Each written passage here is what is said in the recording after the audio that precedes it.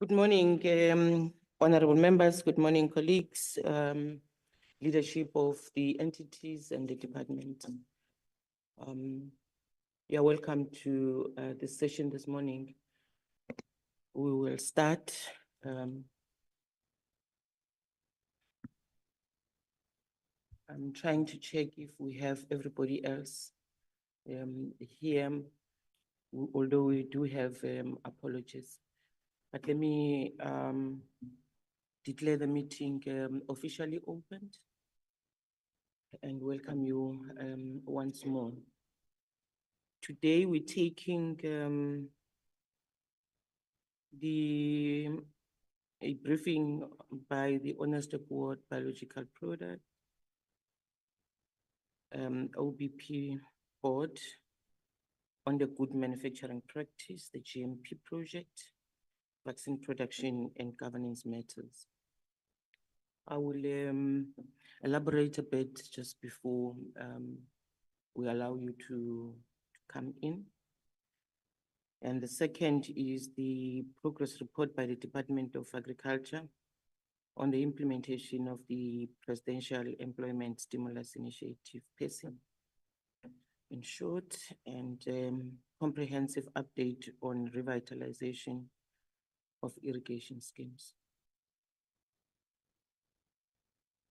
The last one on the agenda, it will be for the committee. So can we take apologies, Albertina? Thank you, Chair. Good morning, members, department and colleagues. Chair, we received apologies from all Minister and DM. They are attending a select committee on agriculture, as well as UDG. UDG is on an international trip. We've got the acting DG, Mr. Clinton Herman, who's going to represent UDG, but he's also going to leave earlier, Chair, because he is also going to attend the select committee. We also have, Chair, an apology from MP Davids. She is not feeling well. Thank you very much, Chair. Thank you very much. If you can add an apology for Honorable Oakham, who's going to join us a bit late because he has another responsibility. Any other apology? Okay, so we have apologies and we're in order. I take it that we accept these apologies, honorable members. Thank you very much. We will then go to the presentations as I indicated earlier on. Now, the OBP came last week to make a presentation. And in the presentation, we had a bit of misnomer in terms of the information that we got when we were at OBP on oversight visit. And the departmental's presentation the previous week before last, when the department spoke about the need for finance or what they would have presented to the Minister of Finance or recommended as a department. And the information that the CEO presented last week. There were three different amounts. And when we checked as to where do you get this information as OBP, we were informed that it's as old as 2022.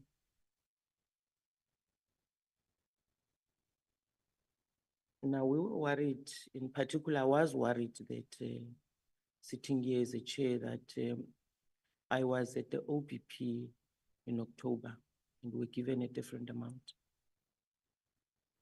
And we came back here as members of the committee. We discussed during the budget review process. We then recommended a different amount to the minister, to both ministers, Minister of Finance and the Minister of Agriculture, on the basis of the information that we got. And we have a report on that, and we submitted to Parliament, and we debated the issue. Now, when the department came back and gave us a lesser amount, I think they spoke about 900 and something million. We tried to argue with the department to check as to, are you sure that this is the information that you got from the OPP, and if this is the information that you have submitted to the Minister of Finance? Again, we realized that it wouldn't help us to ask the department. Would rather have the OPP itself coming to make a presentation. So when the CEO and the COO made a presentation last week, they made it a bit worse in that they presented a different scenario also. And I decided that we will then request the board, because the chair was not here. And of course, we have not met the other board members of the OPP, because we're a new committee that started in this 7th Parliament. I decided probably it will help that to see the faces behind the OPP. And that's why we requested that you all come here. I have noticed that you've sent us information, and the information that you sent us is enough with annexures on it. So when I went through the report, I realized that the budget that you're talking about, you say it's as old as 2023. It doesn't matter. The challenge that I think we have is that the board is new. And even if it's not so new, but I'm told that, or I was told that you were appointed in November 2023. I'm not mistaken, Chair.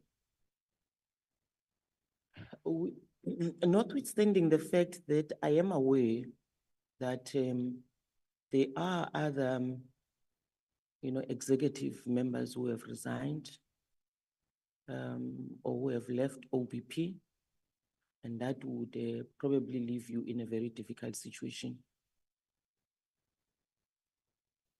My understanding is that in institutions, we have memory of institutions, not only on human resource, but on computers. Information has to be somewhere. It must be located. Even if I live here, I leave this chair, this committee must be able to locate information somewhere. So if in the OBP, we have people who have left and we can't locate certain information, and we have information that's not reliable, then is a problem.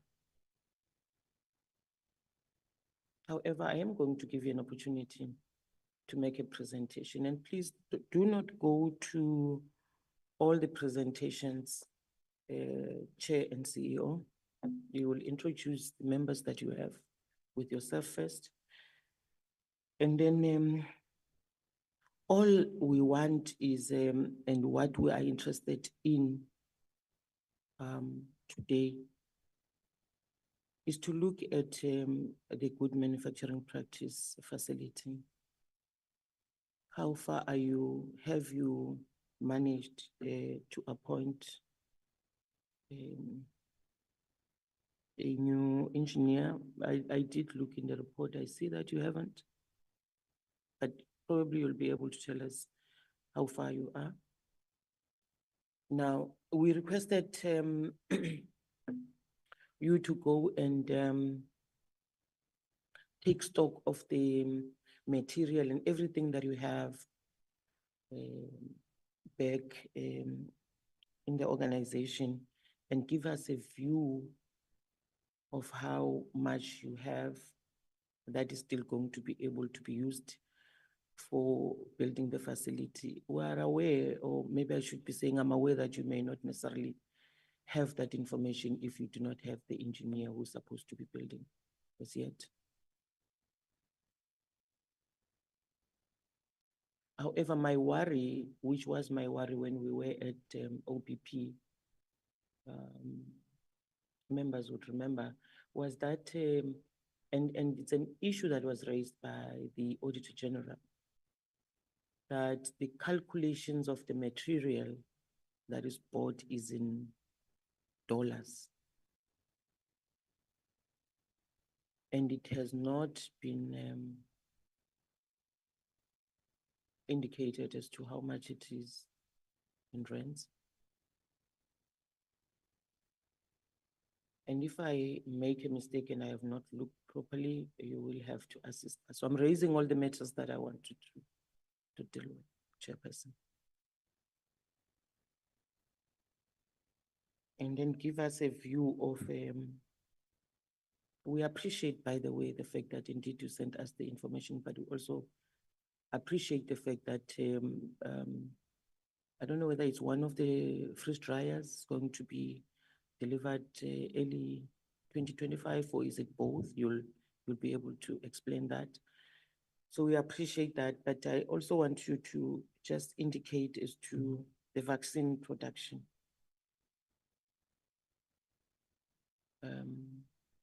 How are you managing then the governance issues? I was a bit worried last time when you came last week, because I had only thought that it's the CFO who left, but to learn that one of the financial managers who presented to us when we were at OPP is no longer with you, then it was a problem for us. I thought I would just give you the brief of what we would expect so that you don't go through the entire report, but you zoom straight to the issues that need to be looked into. The other information that you gave us is very valuable.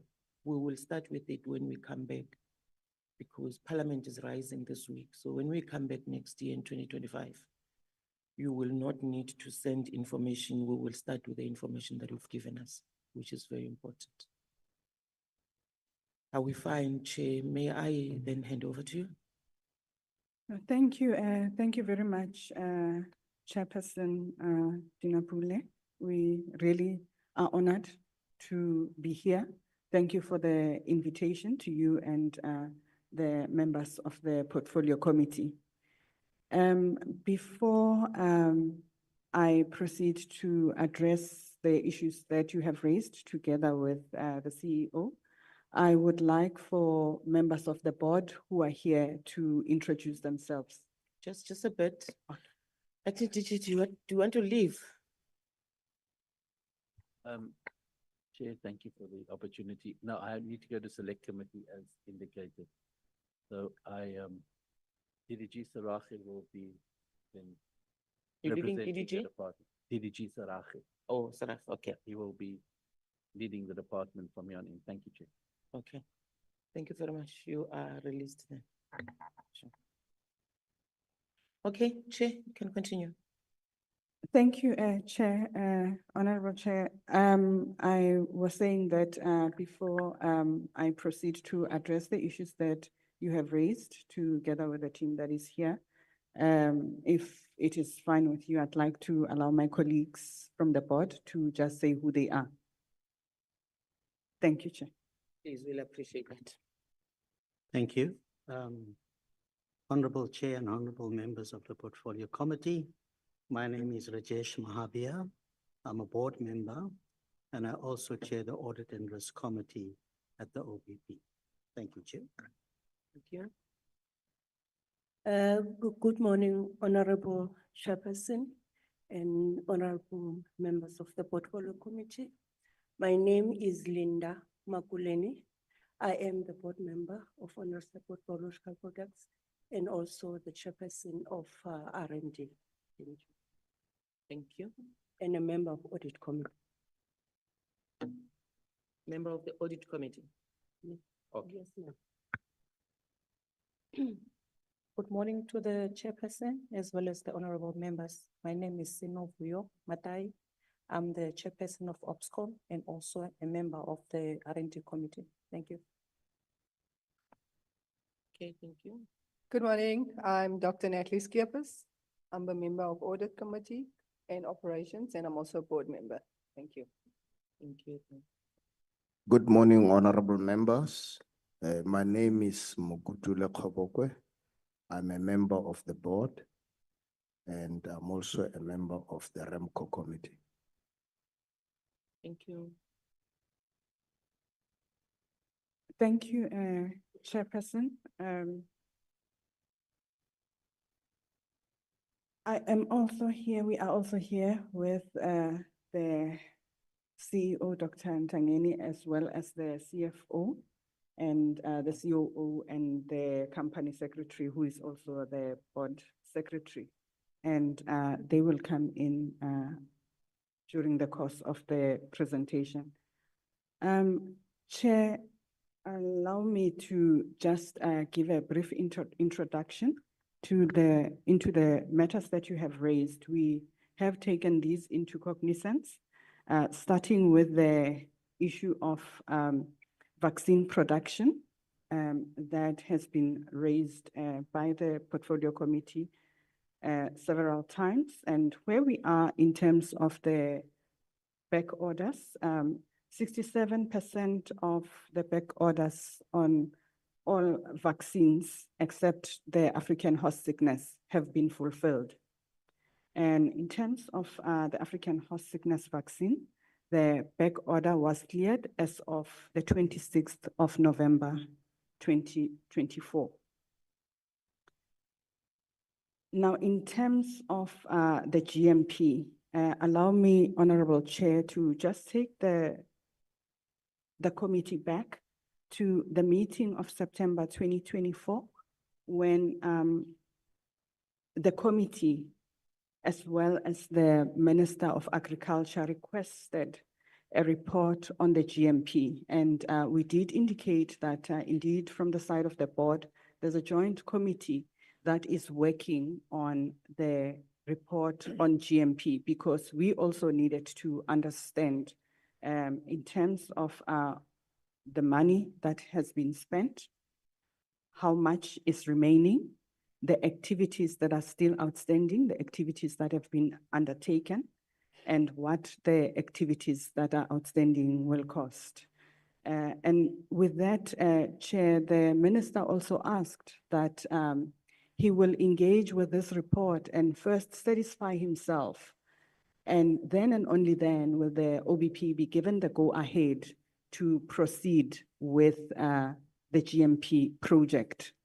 And so the GMP project has been paused until a go-ahead is received from the shareholder. And that includes the costing that will be provided by a service provider. So for the OBP to be able to appoint this service provider, it needs to be given the go-ahead. The issue of the GMP will be unpacked further in the presentation by the CEO, but we have also provided a report to the PESI, the same report that we had provided to the shareholder on the 31st of October, because we made that undertaking that we would provide as a board the report on the 31st of October to the minister. In terms of the audit improvement plan, Chair, that will also be addressed by Ms. Govender in terms of where we are in addressing the issues that have been raised by the Auditor General. So in a nutshell, Chairperson, that is a summary of what we would be looking at, and we will also expand more in terms of product availability, where we are at this point. Thank you, Chair, and through you, I will then hand over to the CEO to take us through the issues in a more in-depth form. Please. Thank you very much, Chairperson. Did I hear you well? Did you say you have the CFO and who else? It is the CFO, it is the COO, Mr. Manikam, and we also have the Board Secretary, Advocate Ntoto. Okay, Thank you. Thank you very much. Okay, you can continue. Are you handing over to the CEO? Okay, CEO. Thanks very much, Chair. Good morning, honorable members. I will go straight into the slides that talk to what has been requested. If I may ask the Secretariat to assist me to move from one slide to the next slide.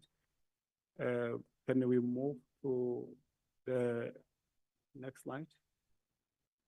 The GMP report, the chairperson of the OBP board has indicated that we have already submitted such a report to the shareholder and also to the portfolio committee. So the information which is there, it's a summary of what is contained in the document which we have submitted or which we have made available to the shareholder and to the portfolio committee.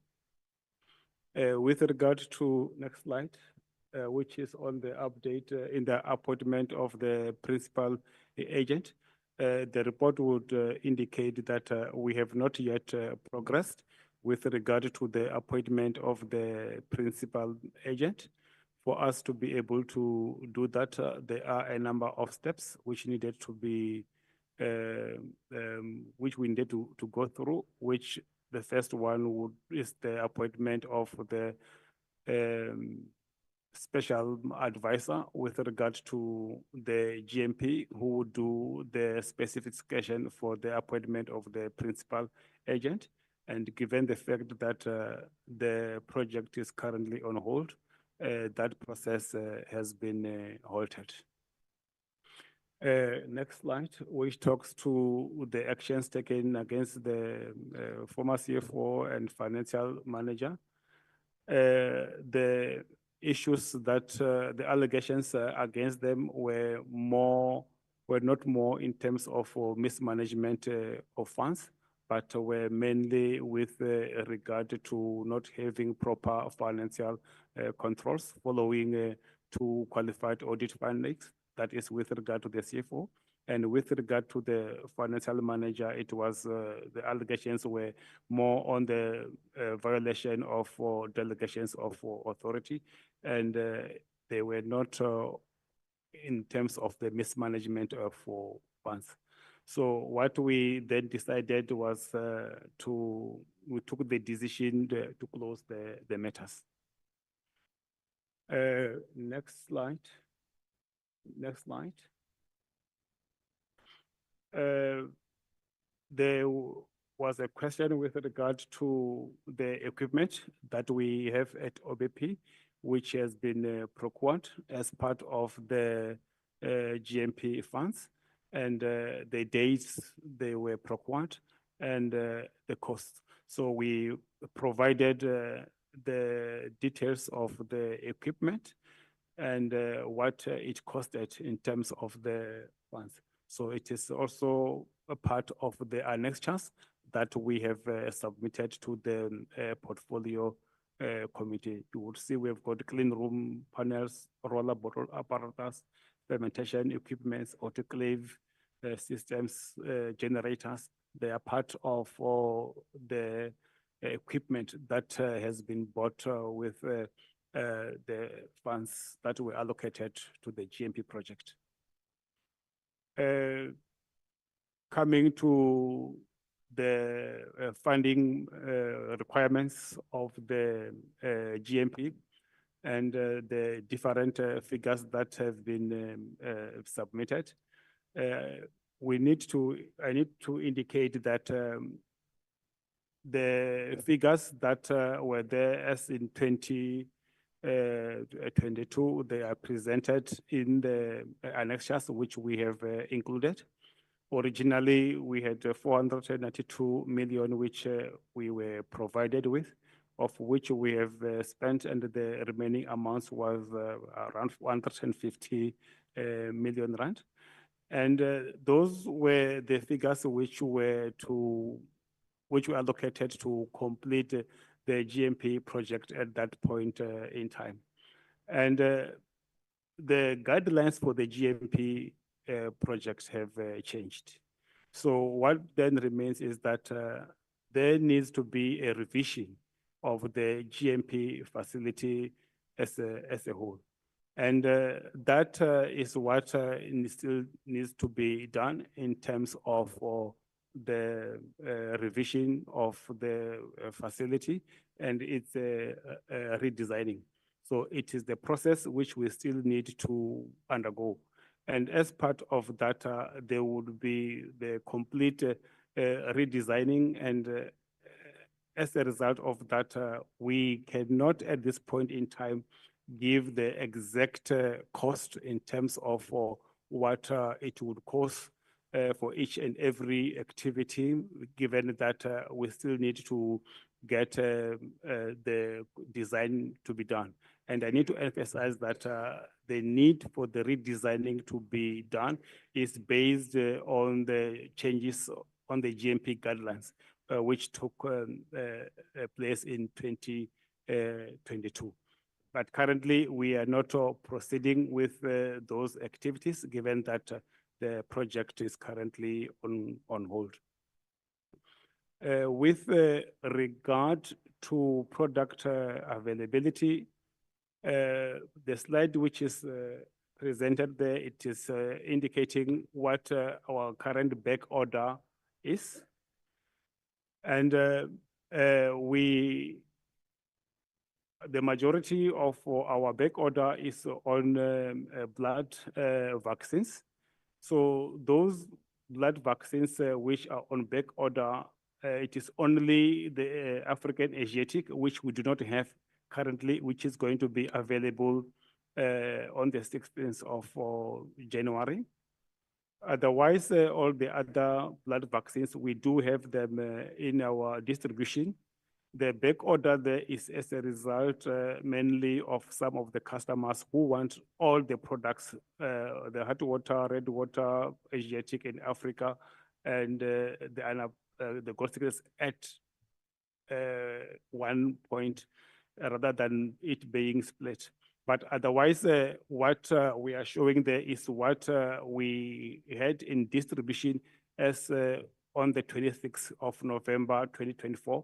And of importance is also to indicate that we also had 146 units of the African horse sickness. So this stock, which is presented here, it is what was available in distribution. And over and above this information which we are providing on this slide, we have got the annexure which contains other vaccines that are still to be packaged, that have been approved, and also the vaccines that are in the quality control test.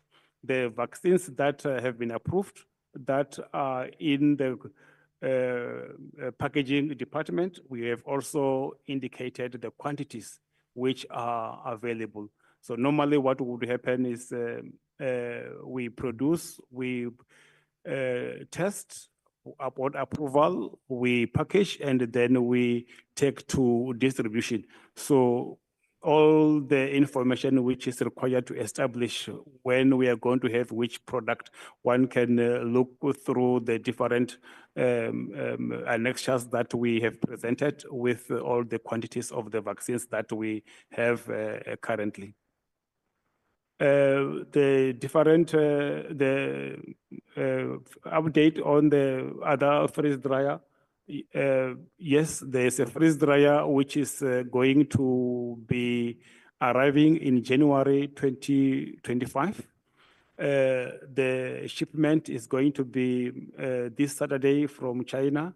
We anticipate to we anticipate that we are going to get this equipment on the 7th of January. And the installation is expected to start in February. That is for the freeze dryer, which is arriving in January 2025. Over and above that, we were fortunate to be allocated 25 million rand by the department. And we used that amount to procure a new freeze dryer. The new freeze dryer, which we have procured, we are at the stage now of preparing service level agreements with the appointed manufacturer after going through the SCM process. And we anticipate that the manufacturing of that second freeze dryer will start in January, January 2025, and we anticipate that the installation, commissioning, and qualification will take place in July 2026. Those are the timeframes with which talks to our projects for the procurement of the new freeze dryer. I will leave the other slide, which talks about challenges that constrain the vaccine production. We'll let the CFO talk to the progress on the implementation of the audit improvement action plan. Thank you, CEO. Good morning to everyone. The audit team. Sorry, Chair. Is there a reason why the CEO didn't present the problems with regard to the... Please press your mic. I can't hear you, or bring it closer to you. Sorry, Chair. Is there a reason why the CEO chose not to deal with the problems related to vaccine development? Chair, I was zooming in onto what you said we must emphasize on, but that was the reason why I didn't talk to other matters, but there is no any other reason why I could not present that. I could still. But would you like him to go back to that? Yeah, absolutely. That's one of the reasons why OBP has been asked to come here. It's a production of vaccines. Please do. Thanks, Chair.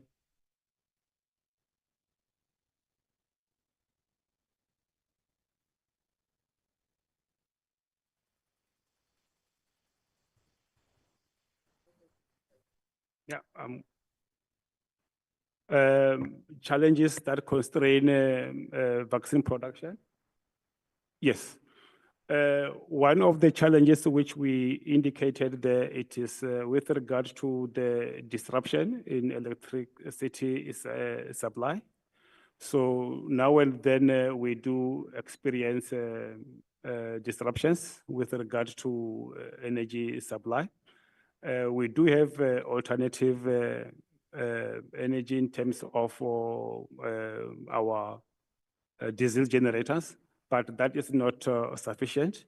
And what we are looking into is to have alternative energy in the form of solar energy. So that is the project which we have initiated as OBP. Water supply, that also we do experience a lot of disruptions in terms of water supply. We are a manufacturing plant. We do use a lot of water from that point of view as a manufacturer.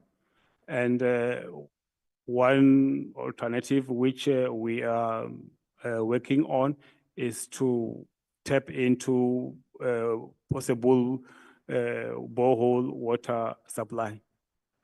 We have equipment reliability issues. And as a result of our equipment, which is old, now and then we do get disruptions. And to mitigate that, we have got a 6-year capital expenditure plan, which is in place. And this capital expenditure plan, inclusive of the GMP, we have budgeted it to the value of, rounding it off to a value of 2 billion rand, which is our capex budget for the next 6 years. And what is currently taking place is to capacitate the engineering and maintenance unit, because we realized that we needed dedicated staff that are specialized in terms of the equipment which we work with and which we are procuring. And in as much as we are getting new freeze dryers, we also wanted our engineering and maintenance staff to be able to maintain our equipment, including all these freeze dryers. So we are in the process of capacitating our engineering and maintenance unit. So those are the challenges which we are experiencing and how we are mitigating such challenges. I will then go into other question which was raised, which was on the policies. The question was with regard to the development and the implementation of such policies. We have got human resources policies, 35 policies, which we are in the process of reviewing. And given their nature, they have to be consulted with the unions, which is what we are currently doing. The intellectual property policy, we do have in place an updated intellectual property policy. And we have taken time to also improve on our other agreements, such as the confidentiality agreements and our employment agreements, to ensure that as OBP, we safeguard the issues of our intellectual property. With your permission, Chair, if I can hand to the CFO to take us through the progress on the implementation of the audit action plan. Thank you, Chair. CFO? Thank you, Chair and Portfolio Committee members. At OBP, we have compiled an audit improvement plan. This is based on the audit qualification issues as well as other issues that we raised during the audit. We are, as management, updating that plan on a weekly basis. We have made satisfactory progress with regards to the resolution of the audit issues. We have included the detail of the recovery plan as an annexure to this presentation. Thank you. Over to you, CEO. Chair of the board. Thank you. Through you, Chairperson CE, I think what also needs to be addressed is the difference in terms of the amounts that have been spoken to with regards to equipment and the GMP. Originally, the OBP in 2012 made a request of 1.2 billion rand, which we requested from National Treasury. Of that, we received 492 million rand, which was advanced to OBP. And that amount was used as the budget to for the execution of the GMP facility as designed in 2014, 2015, 2016. And there was always a shortfall, which that shortfall made us to then redesign the project in such a way that it is going to be not a new facility, but a refurbishment of the facility that was currently in existence at OBP.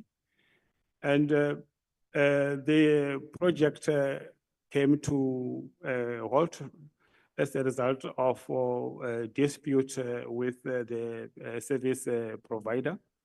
And during that time, or just after that time, we did request the quantity surveyor who costed the facility to find out how much it would be at this point in time if we are to go back to the facility.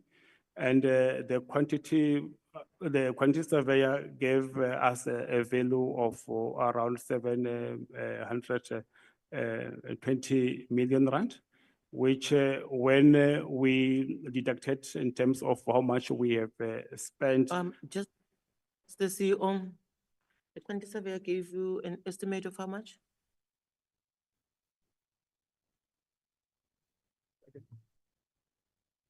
You Yeah. were saying the quantity surveyor gave you the estimate of how much?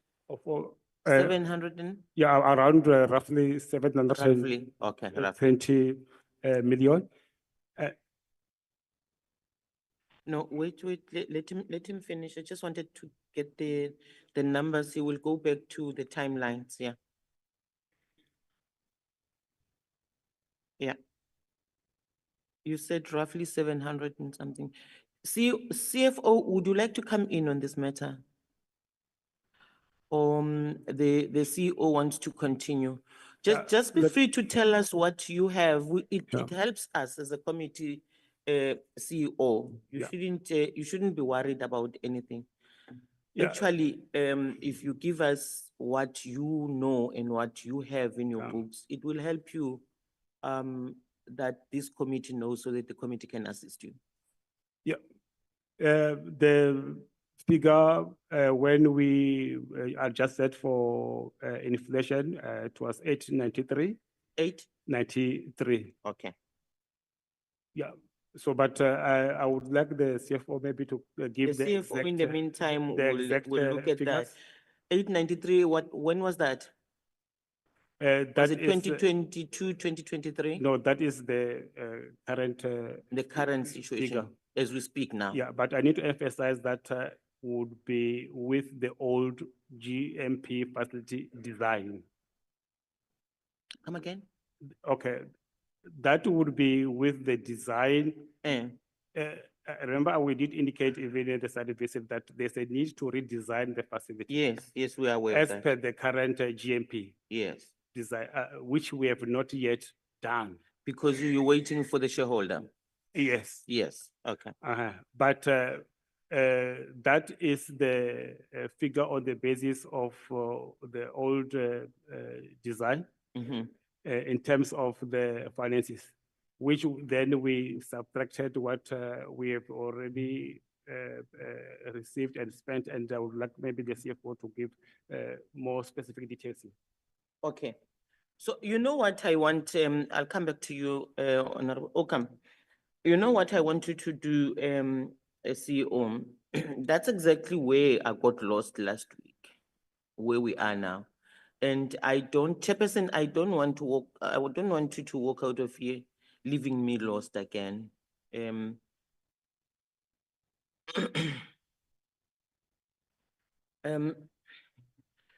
I want the CEO to be able, you see, we made, my worry here is that the committee made a commitment or a recommendation to the ministers. If we have to redo this thing, we have to know exactly what is happening. If you don't have the information, just tell us you don't have the information. That would still be a report, as far as I'm concerned. You see, don't try to give us an estimate that may not necessarily be what you need, which may be a problem in future when we want to assist you as a committee in terms of recommendations and talking to the Minister of Finance and the shareholder, the Minister of Agriculture. So this is where we got lost last week. And that is why I wanted to emphasize in the beginning that when we visited yourselves, the understanding that we got then from the finance manager was that we needed something around a billion and more. And that is an amount that eventually we debated amongst ourselves as members, and we went back to your report, the report that you submitted, and we found that it was 2 billion. So, and that is the amount that we recommended. Now, when DTG Saraje came in 2 weeks ago, I think he spoke about the 893. DTG Saraje. And we argued with him that, you know, DTG, you are giving us a different amount from what we thought we knew. And so DTG Saraje said, but this is what we have as a department. And this is what we have discussed between ourselves and OBP. And that is why we wanted you last week to come and tell us exactly what was it. So when you came back last week and you spoke to the 893, but you said you don't need the entire, you need 300 and something. How much was that? 300 and how many millions? 381. That's when we said, oh, let's hold the horses. DTG Saraje, you were there. And that is the decision, Chair, because you were not here, that made me to request that you all come so that at least as the leadership of the institution, you understand the frustration that we have with the budget and the facility. It's very important for us that this facility must be built and that the country has vaccines. You have a responsibility as this organization to have that plant working. And if the one that you have now has aged, it's not helping this country. It's not helping the farmers in this country. So when we keep on asking this question, we have no, I think I have emphasized several times that you have our support. We have no, what, for lack of a better word, we have no clandestine reason to want to know the budget that you need. We're playing for the same team. We just want to understand exactly what your needs are so that as we sit this side, we are able, because these budgets are passed in Parliament. So if you don't give us the correct figures, we don't have a leg to stand and recommend the correct figures to Parliament. Like I said earlier on, we have now recommended to the Minister of Finance a different amount. So if you don't need the 893 because you say you have already minused the amount that you got earlier on, I'm sure it may be difficult because the previous CFO is not here. And if that is a problem, don't leave it without telling us. Because I can see between yourself, CEO, and the CFO, you look at the CFO, the CFO's face is also a bit, you know, not clear whether she understands what I'm talking about, because maybe she was not here the last time. So the timelines of this amount is also very important. It's not, there are no other reasons that we want this except for supporting you. I think you understand that. So that we don't sit here and think that there is something big that is happening in OBP that we do not understand because you are not giving us the info. If you don't have, you don't have, and that is a report in itself. That's what we should understand. That a report is not when I said I'm asking for a cup of coffee, that you bring the coffee. To go outside and come back and say there is no hot water, that's a report. So I understand I can't get the coffee that I wanted. I'm using the simplest example that I can so that you understand exactly what we want, Chair. Because if the CEO, Chair, keeps on going backwards and forward, it's almost like there is something that you are hiding. And I don't want you to leave these members thinking that there is something that you are not telling them. If I don't understand, I may not be as clever as these other members. If I don't understand, maybe they understand. But when I look at their faces, I realize that they also want this information.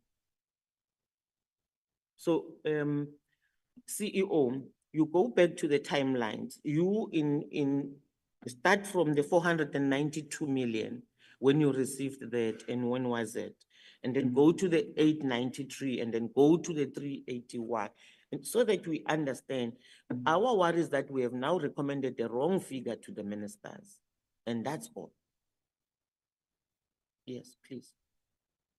Or Chair. just before you continue, Honorable Okam, do you want to say something?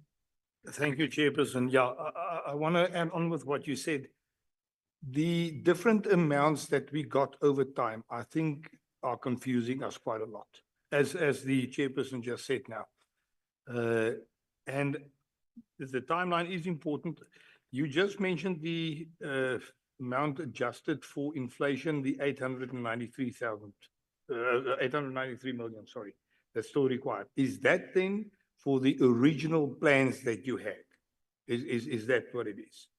For the original plans? Okay. And my understanding, CEO, is that you are the new CEO, the CEO who was there when all these things were happening, and the board that was there when these things were happening is not here. But give us that which you have. Okay, thank you. Thanks very much for the clarity. The figure of 893, it is of the facility that is currently, or that has currently been designed. So that is the figure which follows the quantity surveyor who did the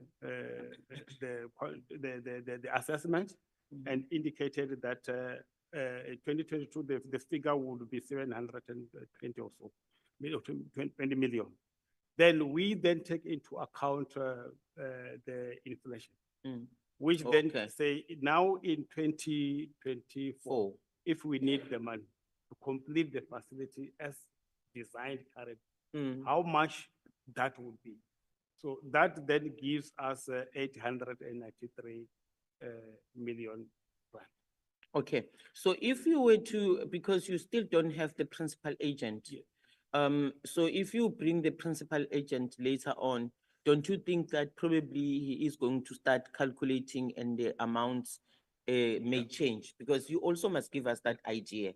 Because sitting here, I'm thinking the quantity surveyor has worked out this amount in 2022, and currently it stands at 893. But logic says when you appoint the principal agent, these figures may change when they come, because they are the ones who are supposed to be, recommending and building. The amounts may change. Am I right, CEO? Yes. Okay. When the principal agent gets appointed, there are two things here. Even the design of the facility, yes, will have to change on the basis of the new guidelines which came into place. Thank you. So that still has to happen in terms of redesigning the new facility. Or how much will it cost, the exact cost? Those are the costs that we cannot provide at this point in time.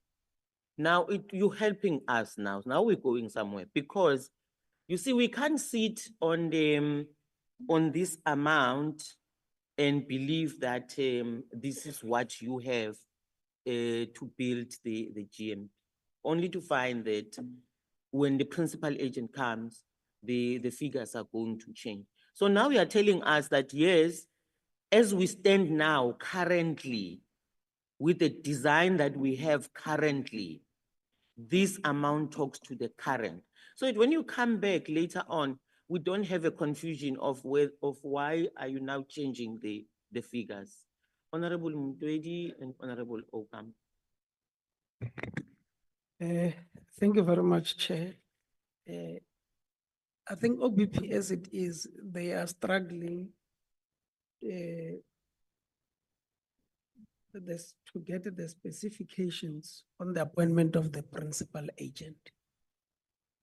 And that's where they are currently, struggling with that specifications. Now, Chair, if they're struggling with the specifications, they will obviously struggle with everything else after the appointment of the principal agent. So I think this thing of principal agent, they started in November 2023, if I'm not mistaken, or January 2023, if I'm not mistaken.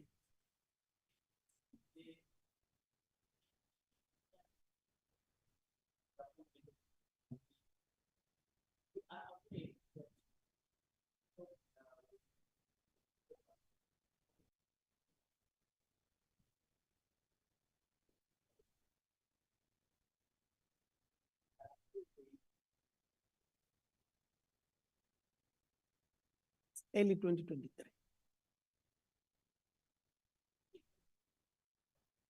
Okay, Chair wants to come in.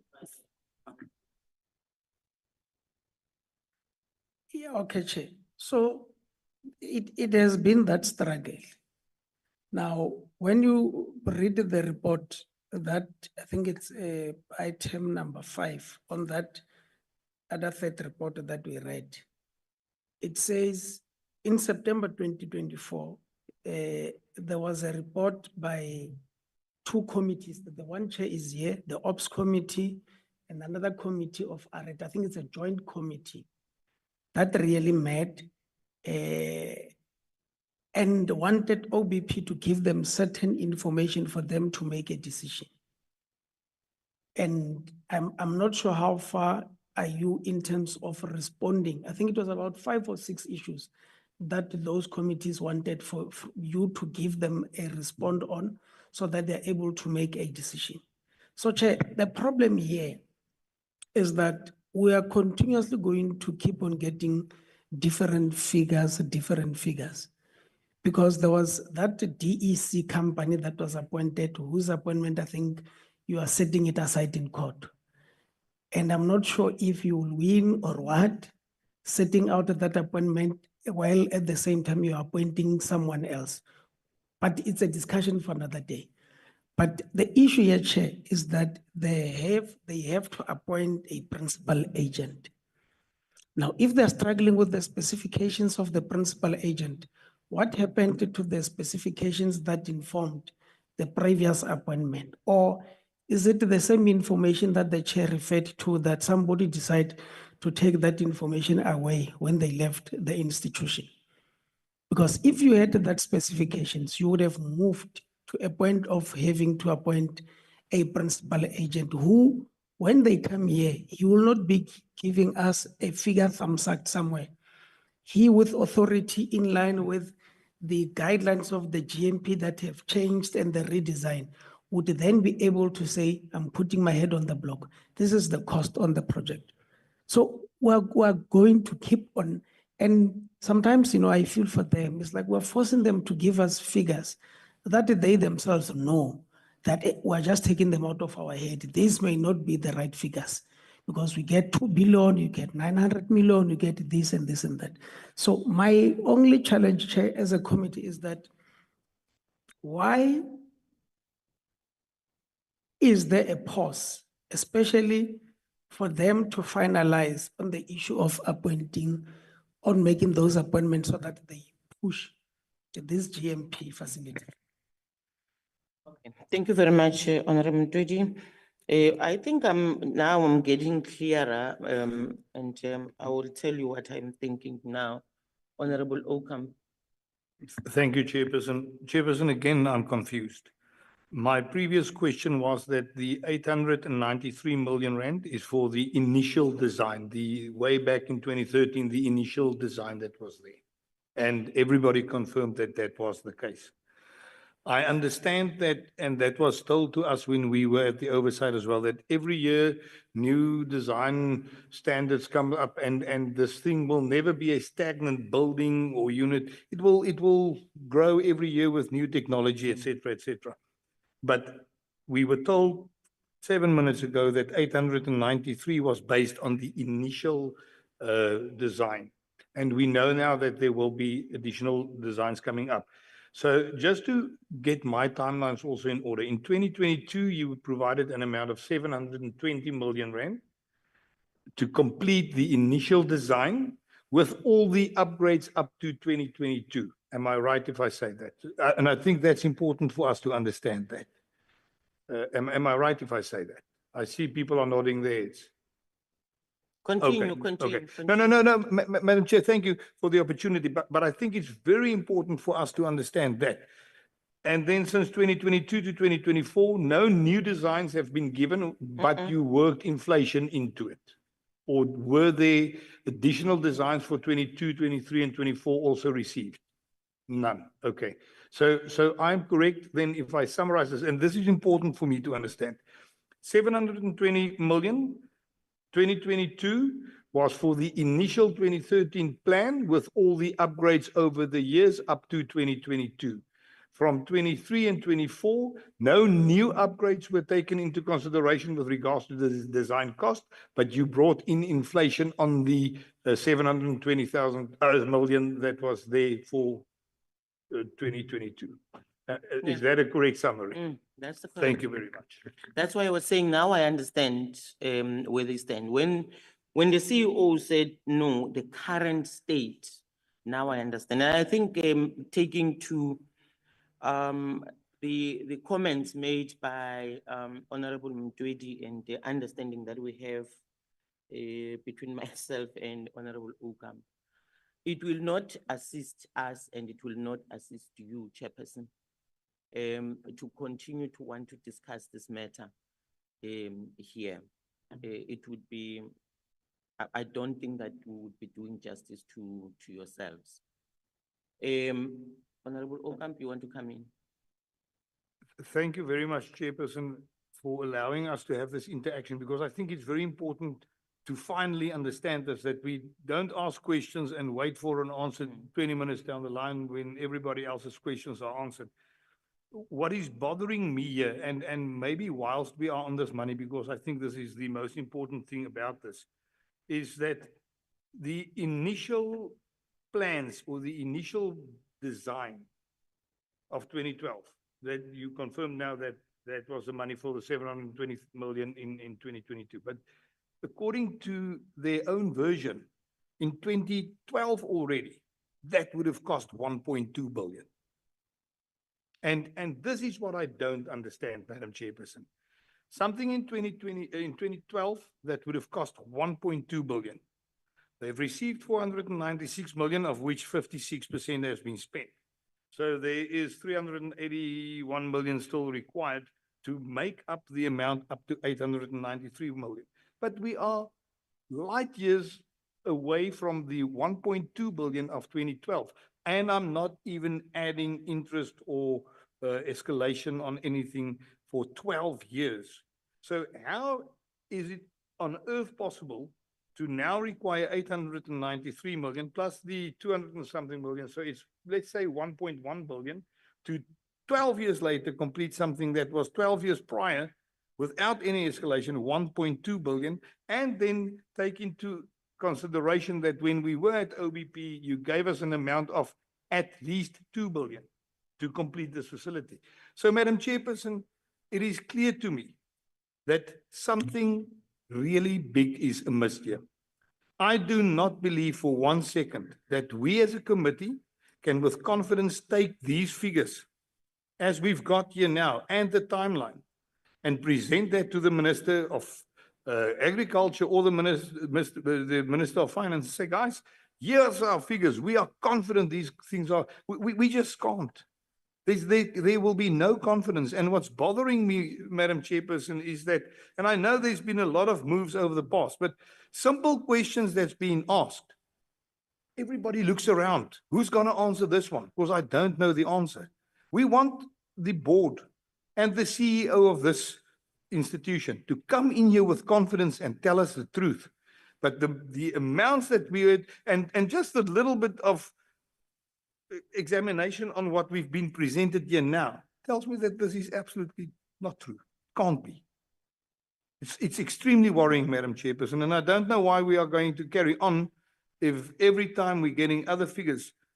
But yeah, it's 1.2 billion in 2020, in 2012. It's even less now. I hope that my house would have been cheaper when I bought it years later. But yeah, that's how it works. Inflation, but not in this instance. Fortunately, it's not your house. Thank you very much.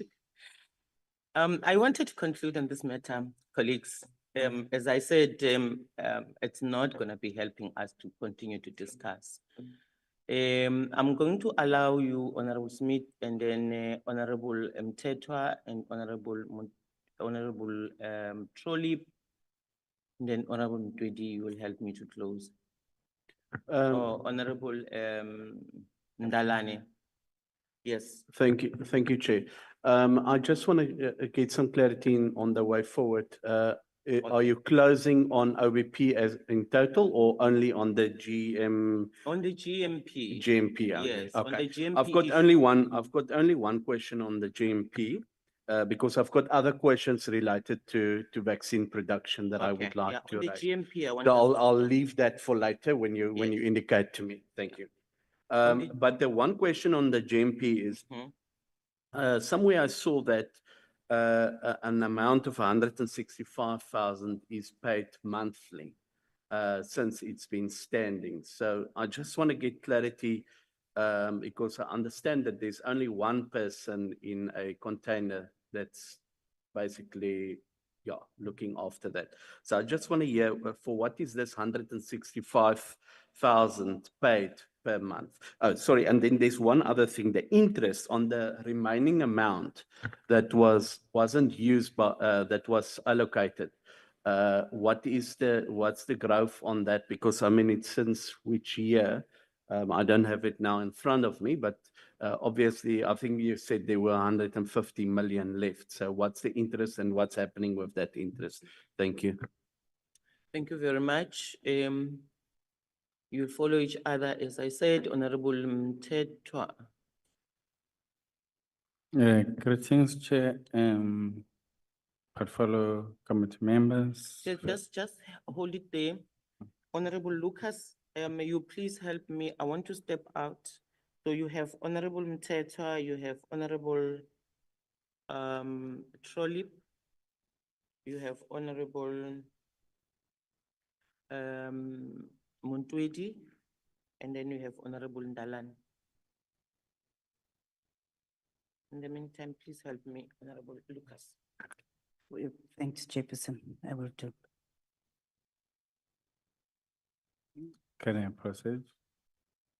Please do. Okay. If Thanks. you want. Thanks, Chair, honorable members and fellow officials. Mine is a comment to say the problem we are facing here in terms of reporting is the nature in which the institutional arrangements we have of the state, where the state trades with the private sector. For anything that the state needs to do comes from the private sector. Now, you're sitting here, we are interrogating OBP board members. At some point, you have a restraint of trade in terms of what you can communicate. Why? Because there's a matter that is sub judice, a court case. Once there is a court case on a matter, you are not allowed to talk anything further until the matter has been exhausted in the court. And which is what is preventing the board to be able to communicate, because they will be held liable for acting ultra vires in law outside the boundaries. Now, for me, I would advise that I am sitting here, I see the private sector, They've got an interest directly in this matter because they understand the limitations of the state and they have already positioned themselves. At the fall of the statutory entity, they will be emerging as an alternative. As we interrogate further the figures, even if we do find what are the exact figures, the fact of the matter is the monies are spent on the private sector service provider.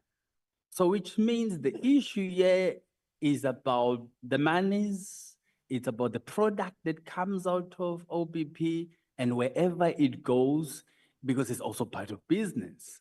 So then we shouldn't be more just only focus on the leadership, but let's focus on the interested parties, stakeholders, external stakeholders as to what is their interest in this. Because I'm seeing the exodus of experts, of officials from OPP every now and again.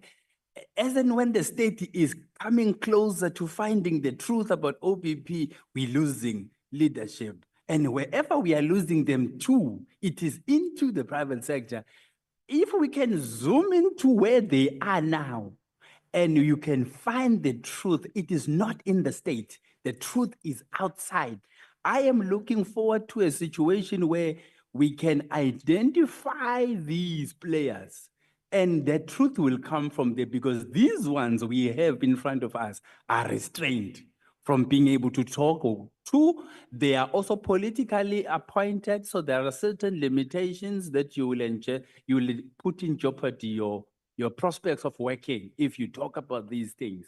Given that, for me, I will come back probably in the next year, I will find these players and I will say, these are the culprits. And it definitely, I know they're in the private sector. And those are the people I would like us to pay attention to, not just for this, but then the whole statutory arrangement. Private sector is so powerful more than the state. And that has been for the longest time. And that is the bone of contention we should be fighting in. Thank you. Thank you, Honorable Mtito. So with regards to the issue of sub judice rule and the court case, what are you proposing? Should we continue discussing the same, or are you proposing that we shouldn't be continuing on this path? Already, it is, if the portfolio committee, if they can seek counsel, legally speaking, to say, can we proceed in interrogating this matter? Because we are putting the board in jeopardy. So we can stop and then wait for the court case, but then have our own independent investigation on the activities of the portfolio committee in relation to the private sector, because the truth is more out, is not here. Thank you very much, Honorable Mtito. Honorable Dolly, and when you make your input, also give your comment on what you think of the proposal of Honorable Mtito. Thanks, Chairperson. Having listened to this morning's contribution about the GMP, which is actually just about good manufacturing practices, having a facility that provides reliable vaccines and biological products. That's essentially what we're talking about, because OBP exists to provide vaccines and for animal health, provision of animal health biological products. It doesn't exist for any other reason, not for building new infrastructure, etc. Just provide good animal health biological products. I'm very pleased to hear confirmation now that the African horse sickness backlog has been eradicated. And 57%, I think, was of the other backlogs have been addressed, 56%. What concerns me is the part that I asked the CEO to talk about, the vaccine production challenges. And they were listed as electricity supply, water supply, equipment reliability. I think there must be more than that. I'll tell you why, and I'm sorry the chairperson's gone out now, but I wrote to DG Ramasodi on the 29th of October. This is just to illustrate for the board. And I'd like the board to make note of this, because this is the actual problem on the ground in OBP. You can talk about freeze dryers and GMPs and this and how much it costs and what's happening. That's all just. This is the problem at OBP. I wrote to the DG on the 29th of October. I'm being inundated with queries from farmers along the East Coast who can't get red water blood vaccine. Can you assist or put me in touch with someone who can? Came back to me, and then somebody wrote this message to him. Afternoon, DG. Currently, we have anaplasmosis, African red water, and heart water vaccines. Asiatic red water is expected to be available in the 3rd week of November. The ARC is currently producing it, and it will be at OBP in the 2nd week of November. And he said to me, this is from the program manager. Please send the farmers and the vets numbers, which I did. Then I got a message from the vet. She was so excited. She said it's the first time she's been referred to somebody at OBP.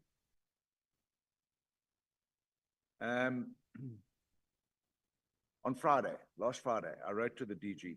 Sorry to bother you, but again, I've been contacted by the same veterinarians and farmers in the Eastern Cape coastal area in the Ndlambe municipality to say that despite commitments made that Asiatic red water blood would be available by the end of the month, is now only going to be available in mid-December. And UC have just said it will be available in mid-January.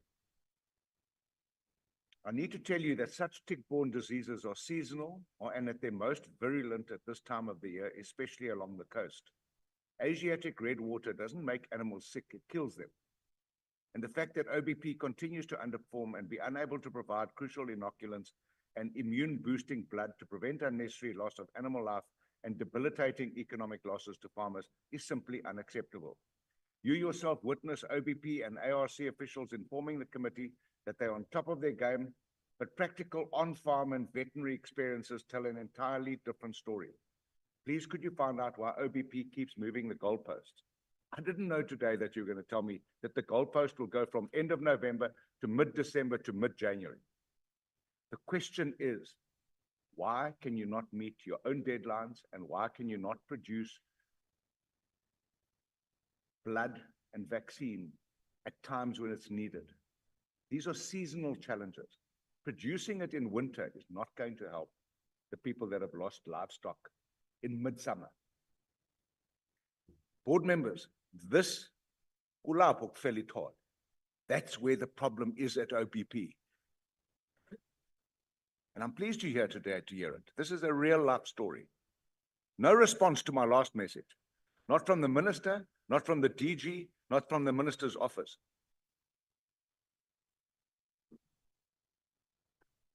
Thank you, I'm Honorable sorry, Paula. I haven't applied my mind to the other members' question. I'll apply my mind when I hear the response. Thank you, Chair. You hear what response now From the department about, on this specific issue? yes. We are continuing. Honorable Montwedi, it's your turn. Thank you, Chairperson.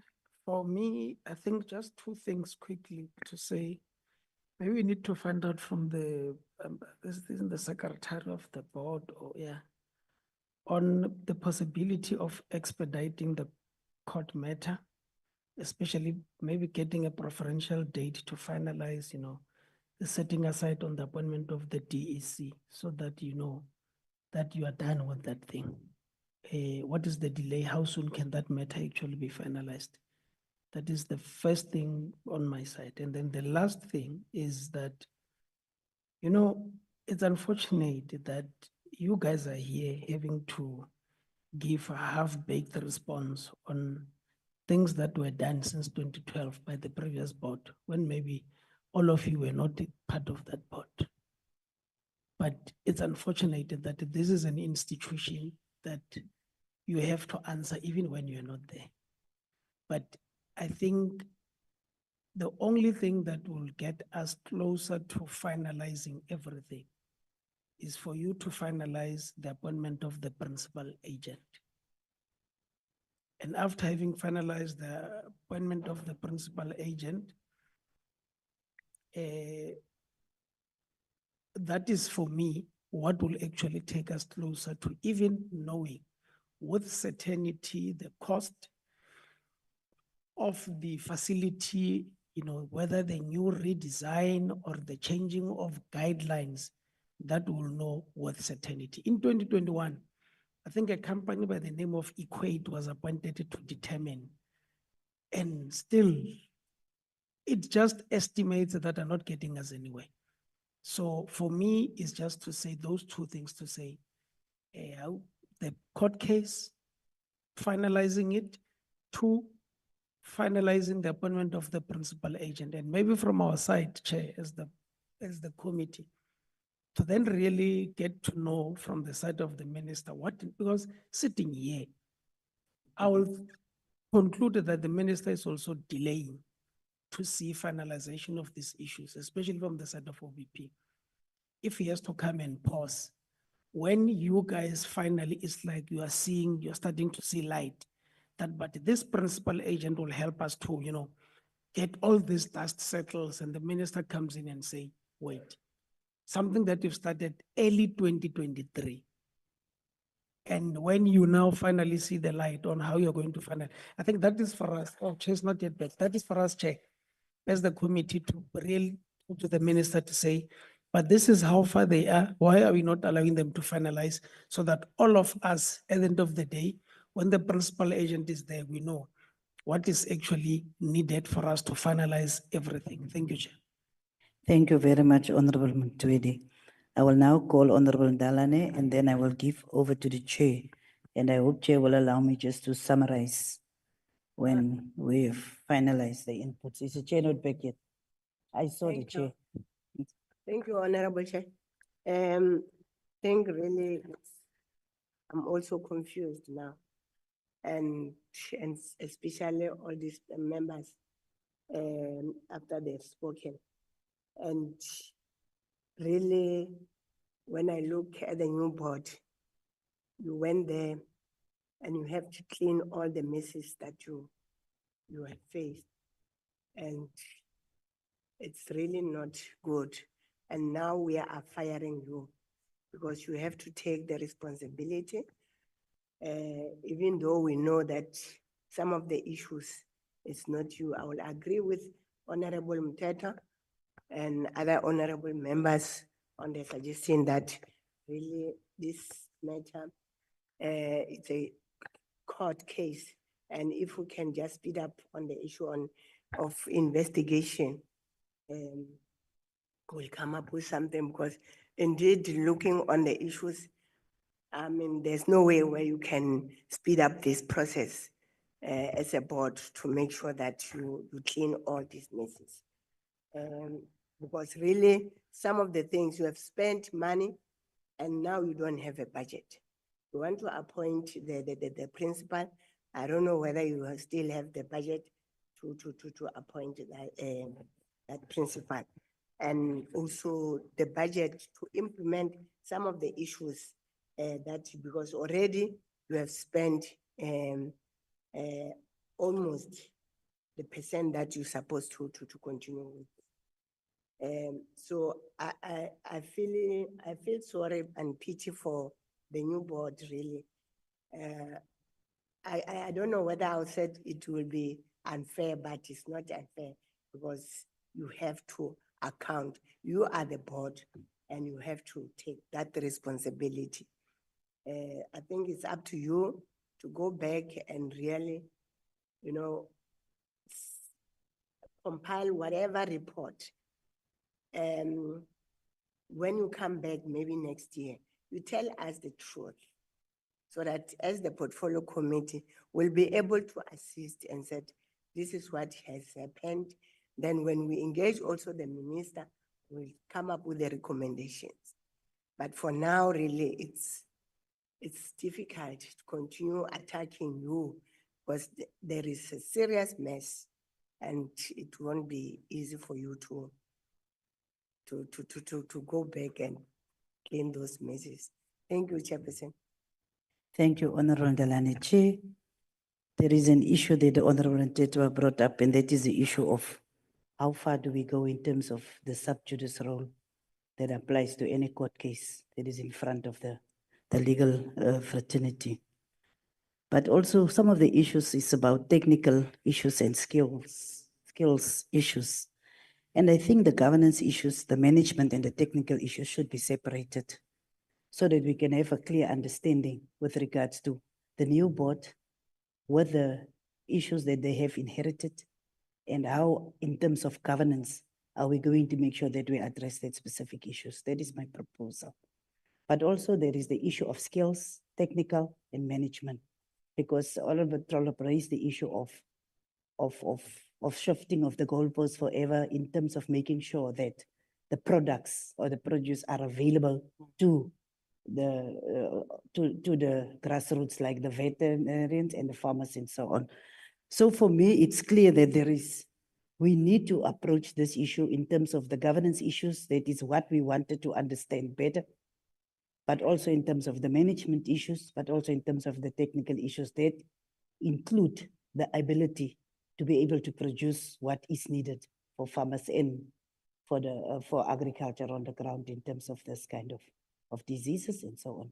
But we are standing with the issue of, do we continue going into the issue that is in front of the courts, disrespecting or respecting the sub judice role, or what are we saying as a portfolio committee? What can we do to assist the process and not aggravate the whole process? I just wanted to summarize in that fashion. Thank you, Chair.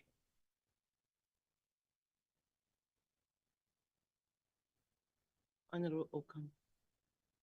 Chairperson, thank you very much. And with all due respect, sub judice has got absolutely nothing to do with what we are doing here today. There is a court case between OBP and a person or company that worked for them and manufactured stuff or designed stuff, doesn't matter. What we are discussing here has got no bearing at all on that court case. And sub judice does not, the meaning of sub judice is in a lot of instances very misunderstood. It is our job as members of parliament to try and find out not only what went wrong, but what is required to take us from here to make things right. And I think that was the whole discussion with regards to the GMP facility today, is we want to get to what will be required to make things right. Now, Madam Chair, on that point, and again, we are asking questions to clarify stuff for us. And I quickly made an Excel calculation. If in 2012, 1.2 billion was needed. In 2022, they said 720 million was needed. And I've calculated they added 11.5% on appreciation or on interest to get to the amount that they've got now. So, but just adding 10% from 2013 on 1.2 billion, that would have meant that today, 1.2 billion in 2013 would be 3.4 billion today. And in the same breath, we hear that the required amount in 2022 was 298 million. Now, I've even added interest on the remainder of the 44% of the 492 million that was not spent. But these figures just does not add up. And this has got absolutely nothing to do with the court case that OBP might have with the supplier. These are figures that we as members of parliament got to find out for ourselves. And I mean, Excel never lies. This is what I'm seeing here. And therefore, their figures doesn't make sense. And I would like somebody, anybody, to explain to me why they said 2 billion would at least be required when we were there. Where did that amount come from, that 2 billion? If all of a sudden we are now at other amounts, things just does not make sense. And it must be put in front of the door of both the board and the management of OBP. It's clear that there's something huge amiss here, Madam Chairperson. Okay. Thank you very much, Honorable Lucas and Honorable Ocampo. Honorable Smith, do you want to come in? My apology, Chair. I'm just a little bit confused because when I asked you earlier, we said that the questions now is on the GMP. So there has been now questions on vaccine production. So does that open it up now for me to ask those questions? Oh, yes, I was not here. when Because you I'm were just taking- concerned about Yeah. time constraint as well, and there's very important questions that I have regarding vaccine production. Yeah, Uh, we'll go to that. Can, so, We'll go to that. okay. Can you just allow me to say Okay. this on the GMP issue? Or maybe let me allow you to ask the questions and then I will close it. And we're not going back to the GMP issue, honorable members. That's my request. We will make a conclusion on that. The only questions that you can ask now are the questions that relates to the issues that they presented besides the GMP. Honorable Smith, you want to ask on vaccines? Yes, please. Can I continue, Chair? Yes, please. Thank you very much, Chair, and I hope you're going to bear with me because I think this is very important that we get to the bottom of some of these questions that I have. Now, there was an indication because with vaccine production, and I've read a bit up about, water for injection, which is, or the abbreviation WFI water, and you are currently using reverse osmosis process, which is the RO water. Now, I want to hear in terms of compliance of RO water, is testing done for microbial is there testing done for conductivity, organic carbon, bacteria, and endotoxins on that water before it is bottled and used?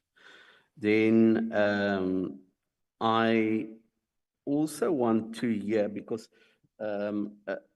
the process that is used for what for the standard for which is quite a high standard in terms of use for injection water is I just want to read here quickly: a sterile, high quality water used in the pharmaceutical industry to make drugs and other solutions for injection.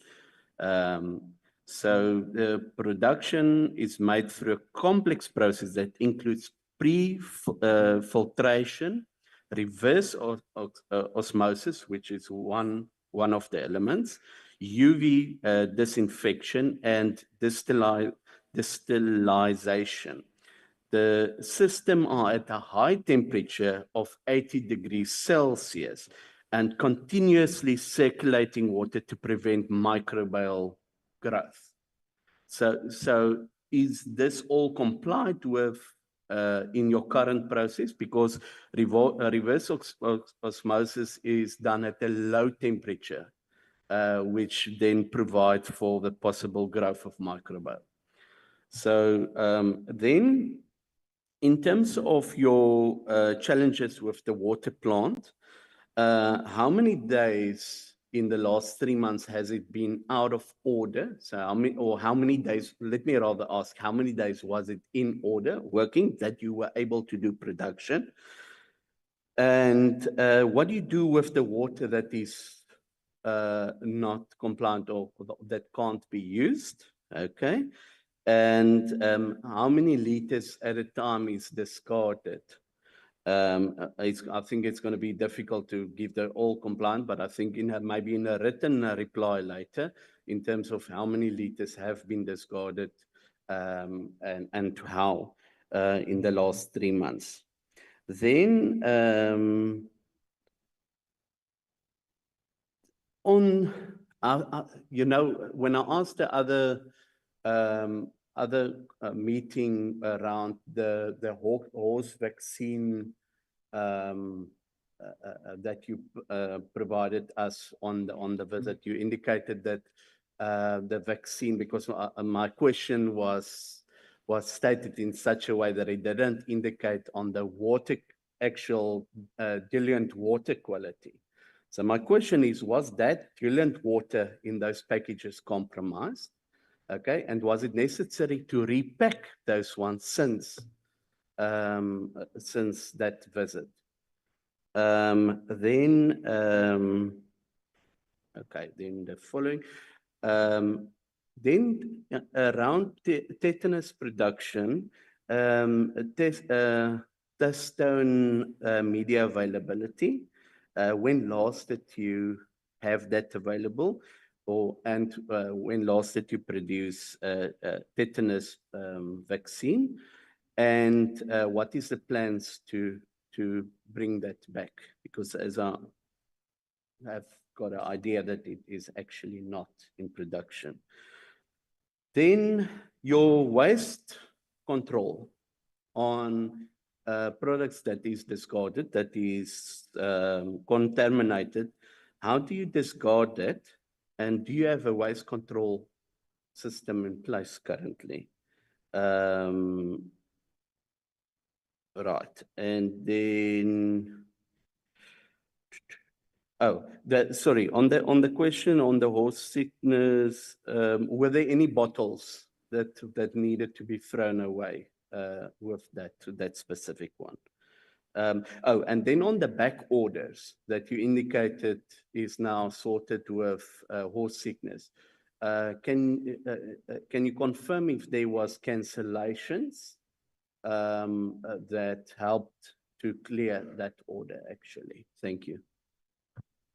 Honorable Ockham. Thank you, Chairperson. Let me just move my computer up. Chairperson, I would just like to refer to page 9 of that presentation with regards to the back orders. In the current back order, the figures 9650, 250, are those the number of orders outstanding?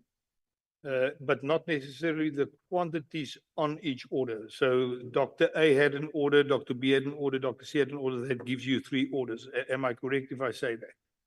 Because that will obviously determine my next question.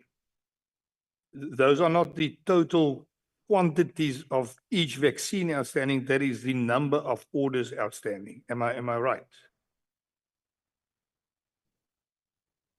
No, Honorable Ockham, please just ask the questions that come. Chairperson, it's important to get that because we do not know, and that will really determine, I mean, that's an easy question to answer.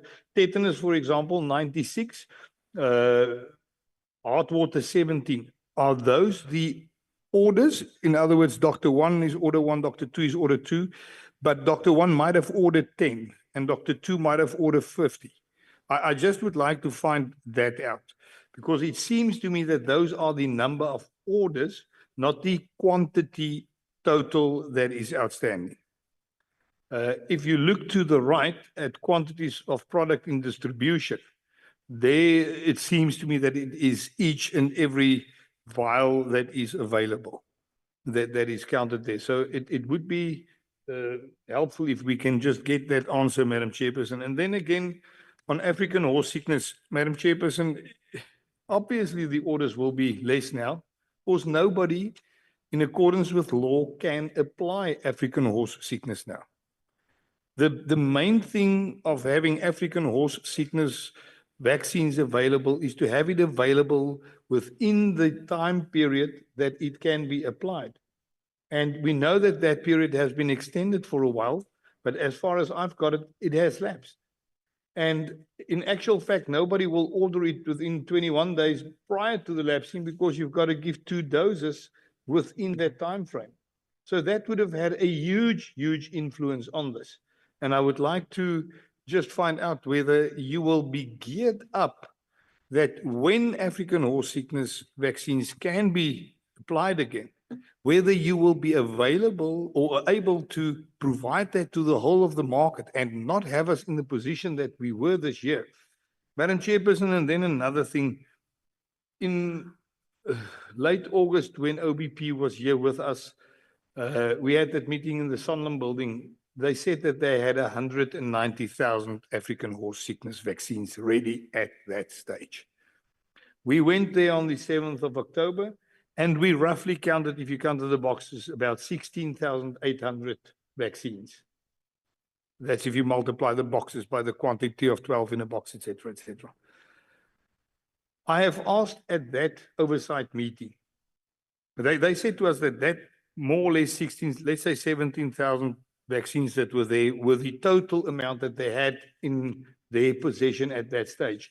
So I said to them, good, if you then had a month and a half ago, 190,000 vaccines, which you told this committee you had, surely you must have delivery notes for the other 183,000 vaccines. And we've asked for copies of delivery notes for the 2 months prior to our visit at OBP, and we have not received one single delivery note. It will be an easy calculation. Some date in August, 190,000 available. Some on the 7th of October, more or less 17,000 available. So where's the delivery orders for that difference? Because that will show us, Madam Chairperson, whether we were lied to or not. I, for one, have, if you look at this, got very good reason to believe that we did not have 190,000 African horse sickness vaccines available in August or in September, because the market told that to us. The veterinarians, the horse associations told that to us. So I would please ask that this committee insist on receiving all the delivery notes since the date that we were told about the 190,000 vaccines up to the date that we were there, and do a very easy, quick reconciliation to see whether we were lied to or not. Thank you, Madam Chairperson.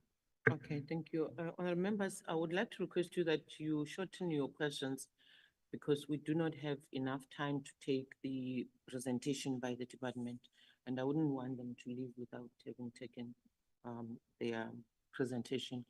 Honourable Mtwedi, Honourable Tetwa, and Honourable Mqwetha. Thank you, Chair. I'll try to move very quickly. The inability to manufacture vaccine and deliver in time is totally unacceptable. And I don't want to waste more time because members have raised that thing.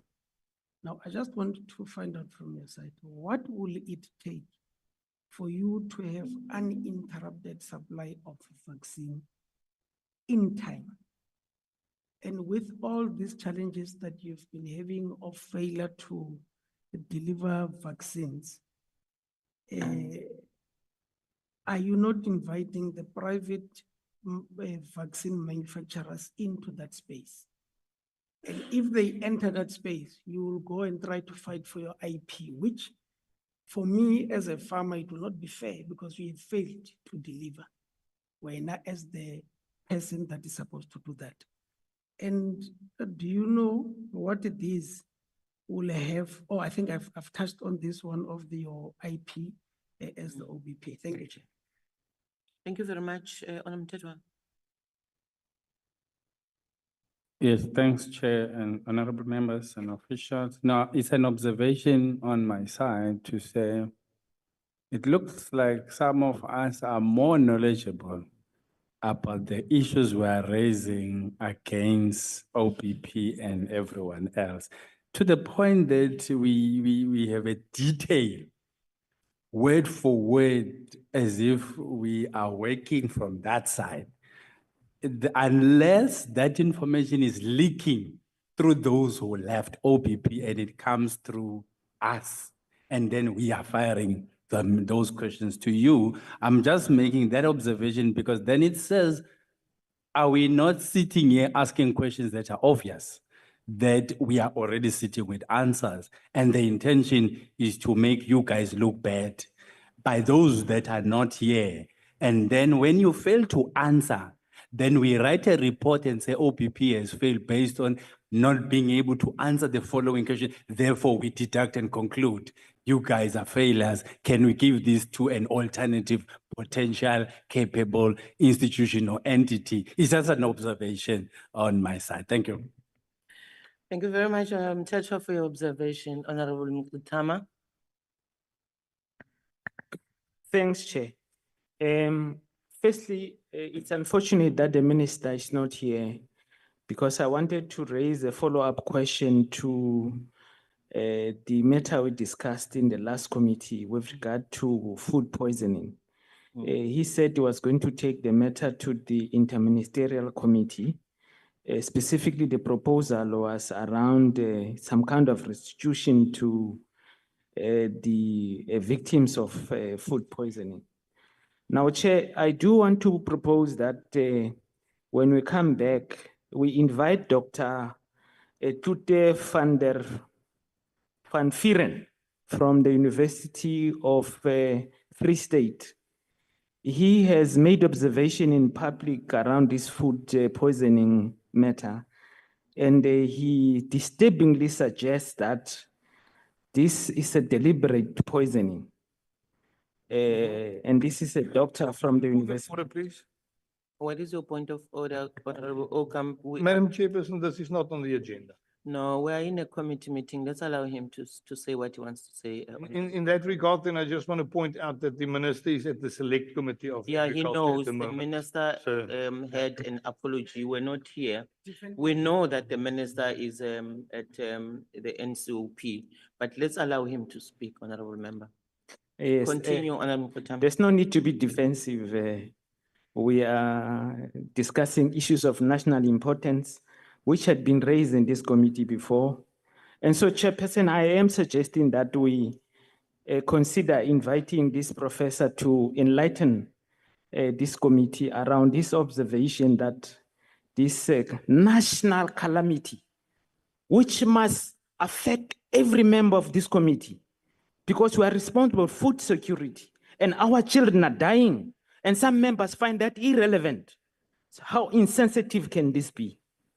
So, Chairperson, Chairperson.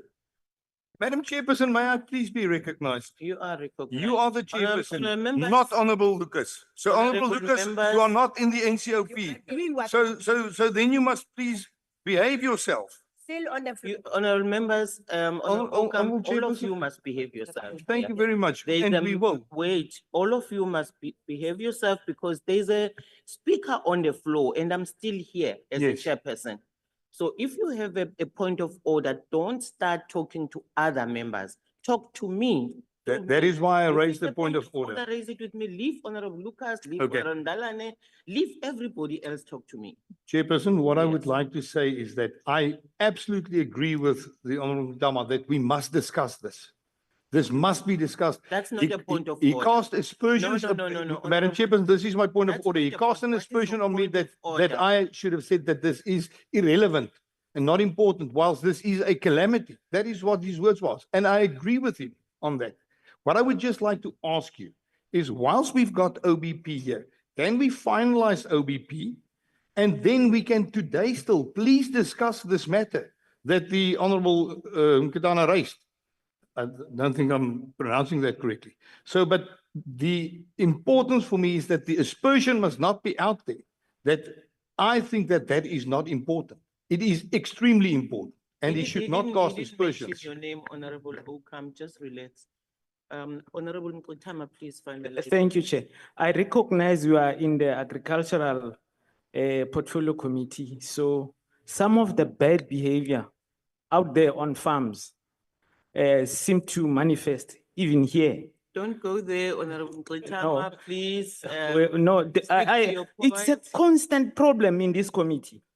Some members believe they are on their farms and we are their farm workers, and it cannot be. We need to be respected. Honorable Mkutama, what is your point? You were kind Ma- of okay. Yeah, Why no, but I why was you interrupted diverting? unnecessarily consistently. I have protected you. Why are you diverting? Oh, okay, Chair. So I am suggesting that we invite this doctor who has publicly said this food poisoning is deliberate to come and enlighten this committee further on his observations. Then on the presentation, it seems to me that 10 litigation matters is fairly high. Are we able to get some sense of the cost of these litigation matters? Then in conclusion, Chair, I just want to be educated on the benefit of OBP to rural small-scale farmers. Are we able to make some kind of determination about what kind of support goes to established white farmers versus rural small scale farmers in terms of the services they The vac- provide. The vaccines. Yes, Okay, vaccines. all right.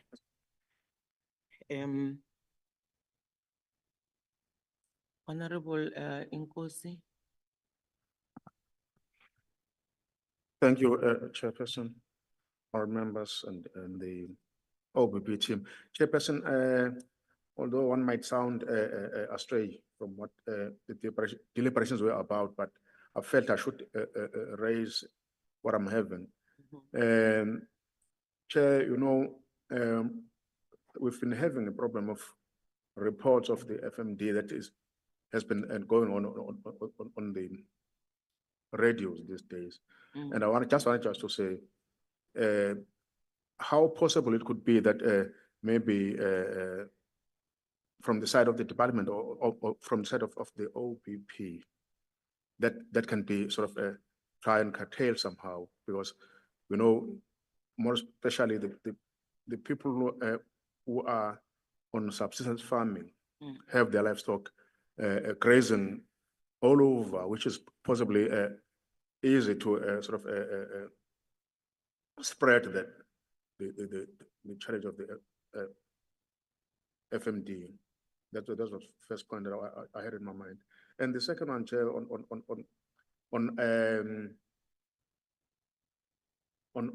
farmers, this is small scale farmers. I had jotted something here with regards to the successes of the small scale farmers who have happened to be getting land back. The department has bought farms for them, and they unfortunately happen to be below the what I could call the commercial farmers who have dams for, and for good production of crop production these days, of water is of enormous importance. The thinking then is that if there is anything that the department could, unfortunately they are not present, the department could and somehow intervene in assisting those farmers so that they produce as they wish, and they are, as well as they are expected to produce. I think those are the points that I wanted just to raise, Chairperson. Okay. Thank you. Thank you very much. Just let me start with the issue before before OBP respond.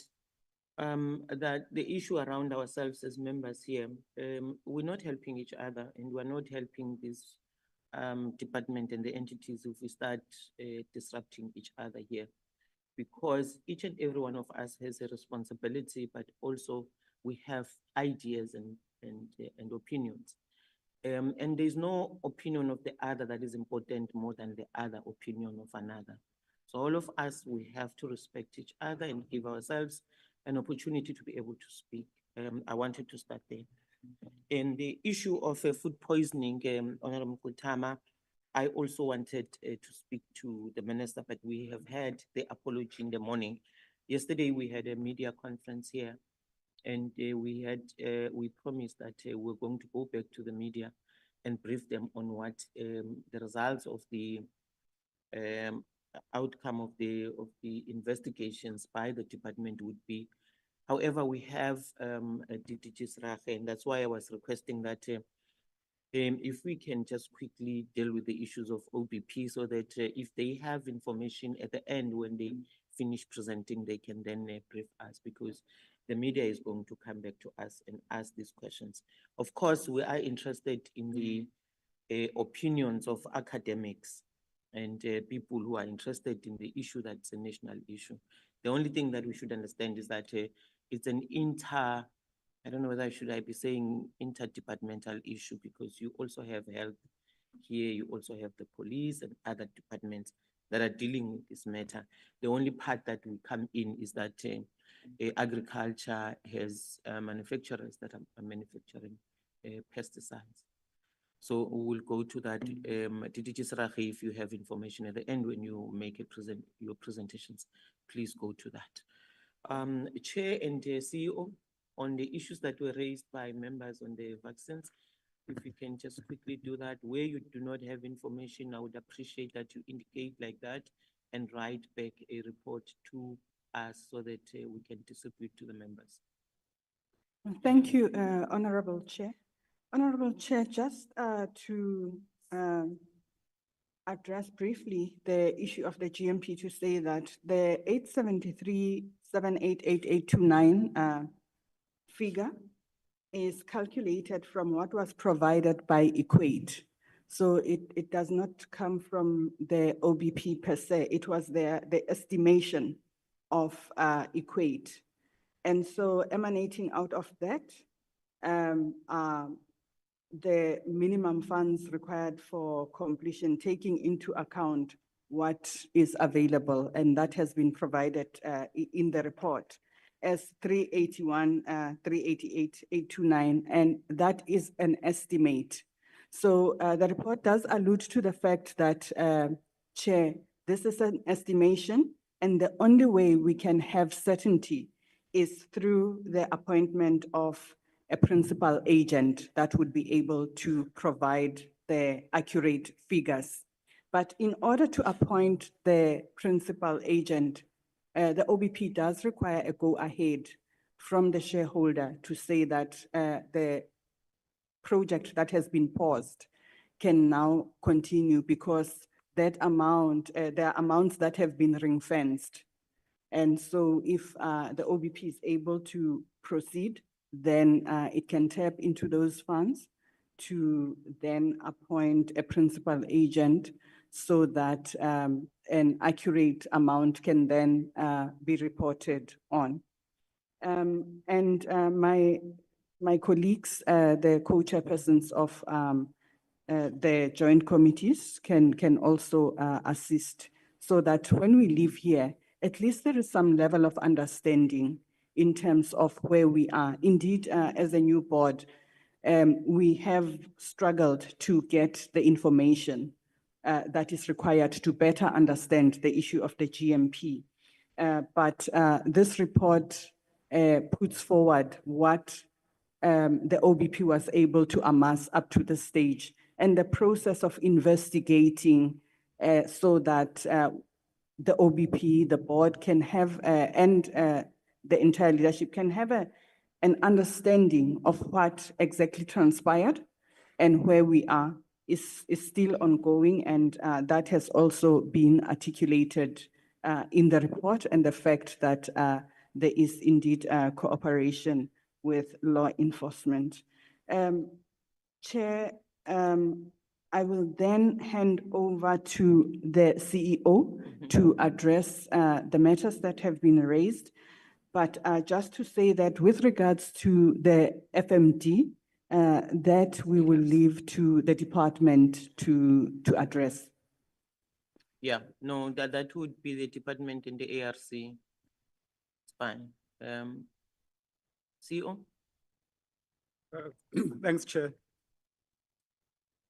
With regard to blood vaccines, maybe what needs to be indicated is that we do have got,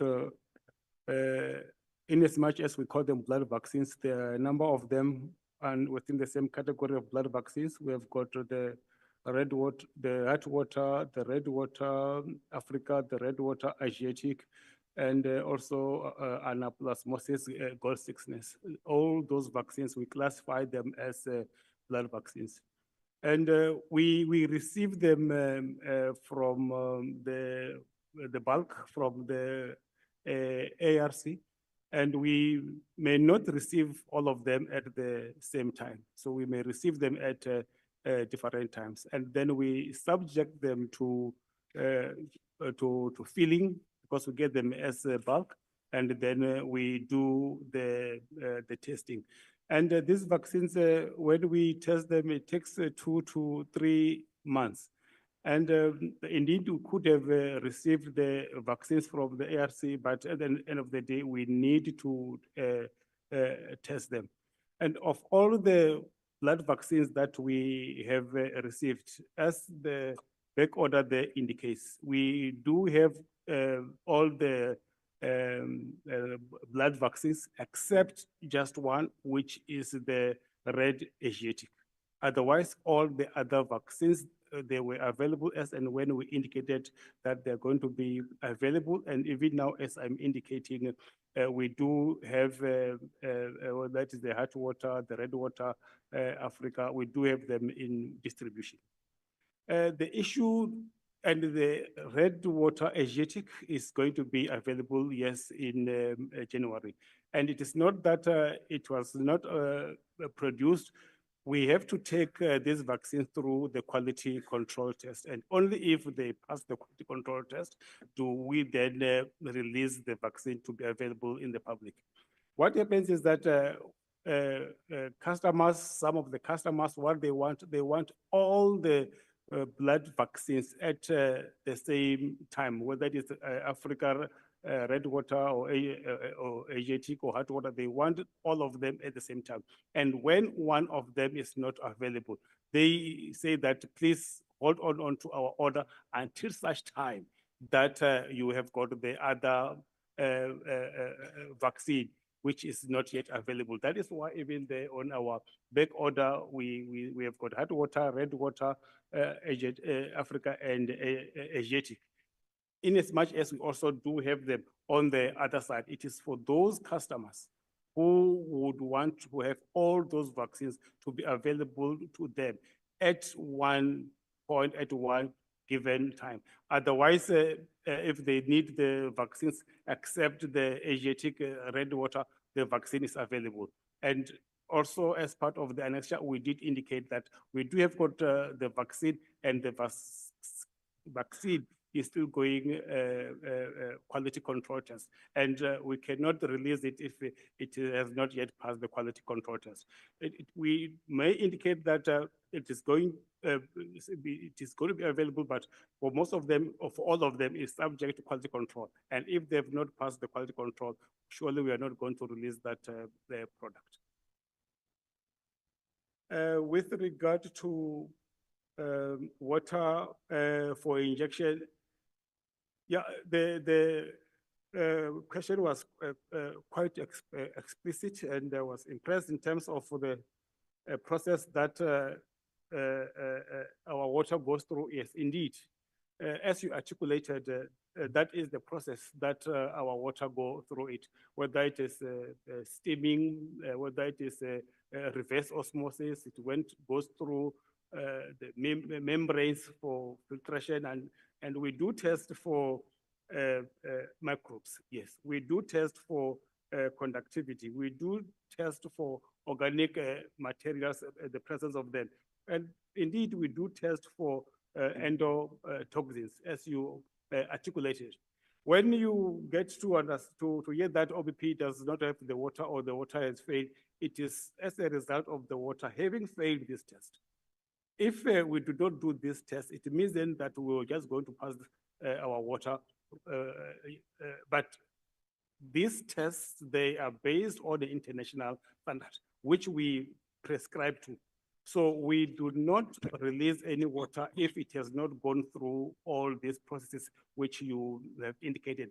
That includes water for injection, and it also includes the WFI water. So water, it goes through those processes which you have indicated.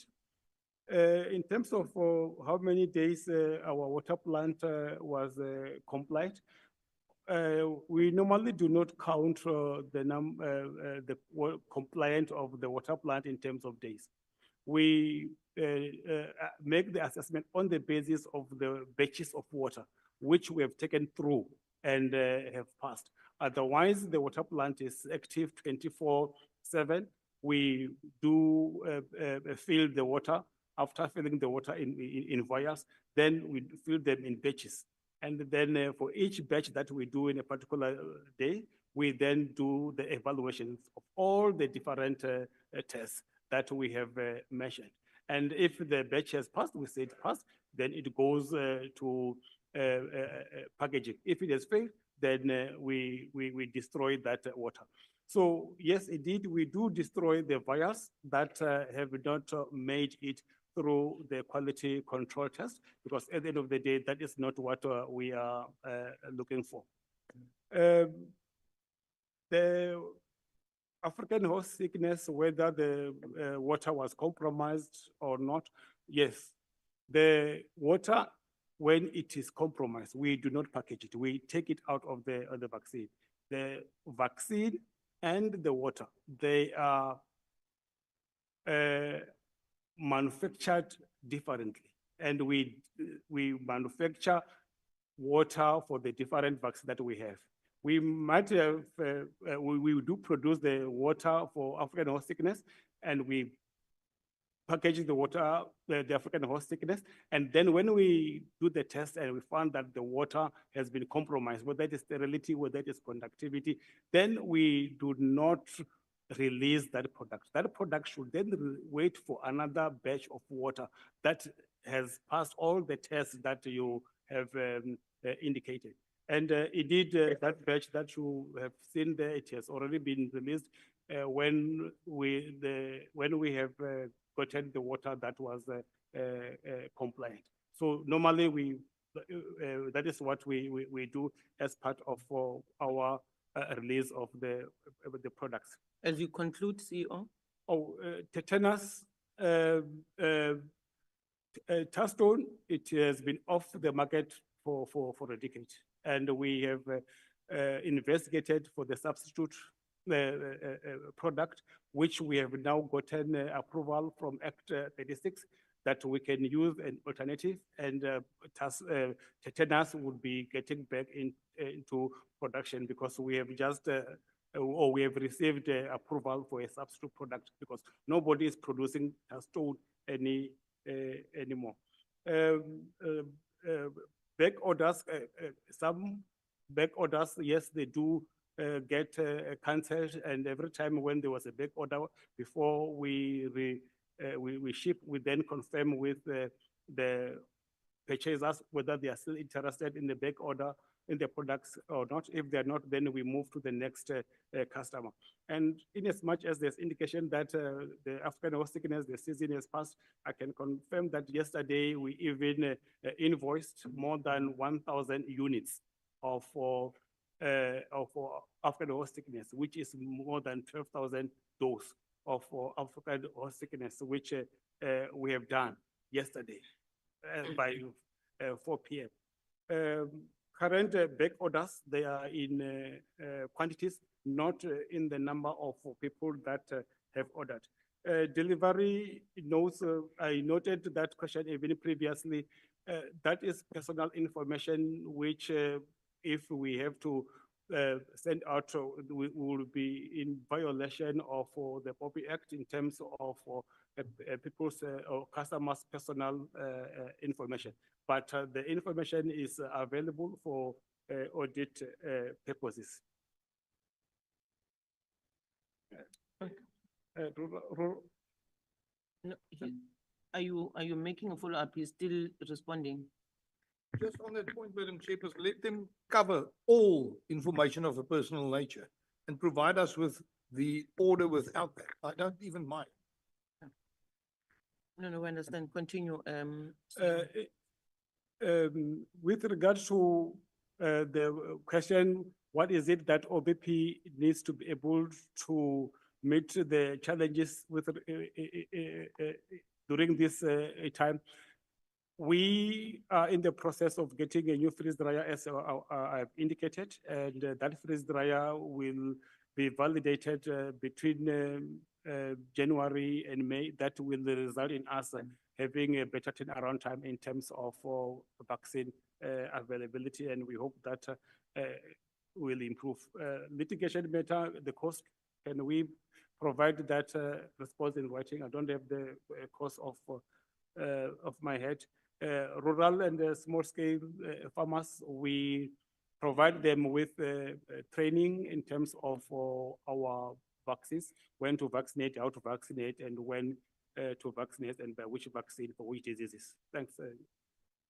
Thank you very much. I see also the information that you don't have now offhand, you will then be able to send to the committee secretary.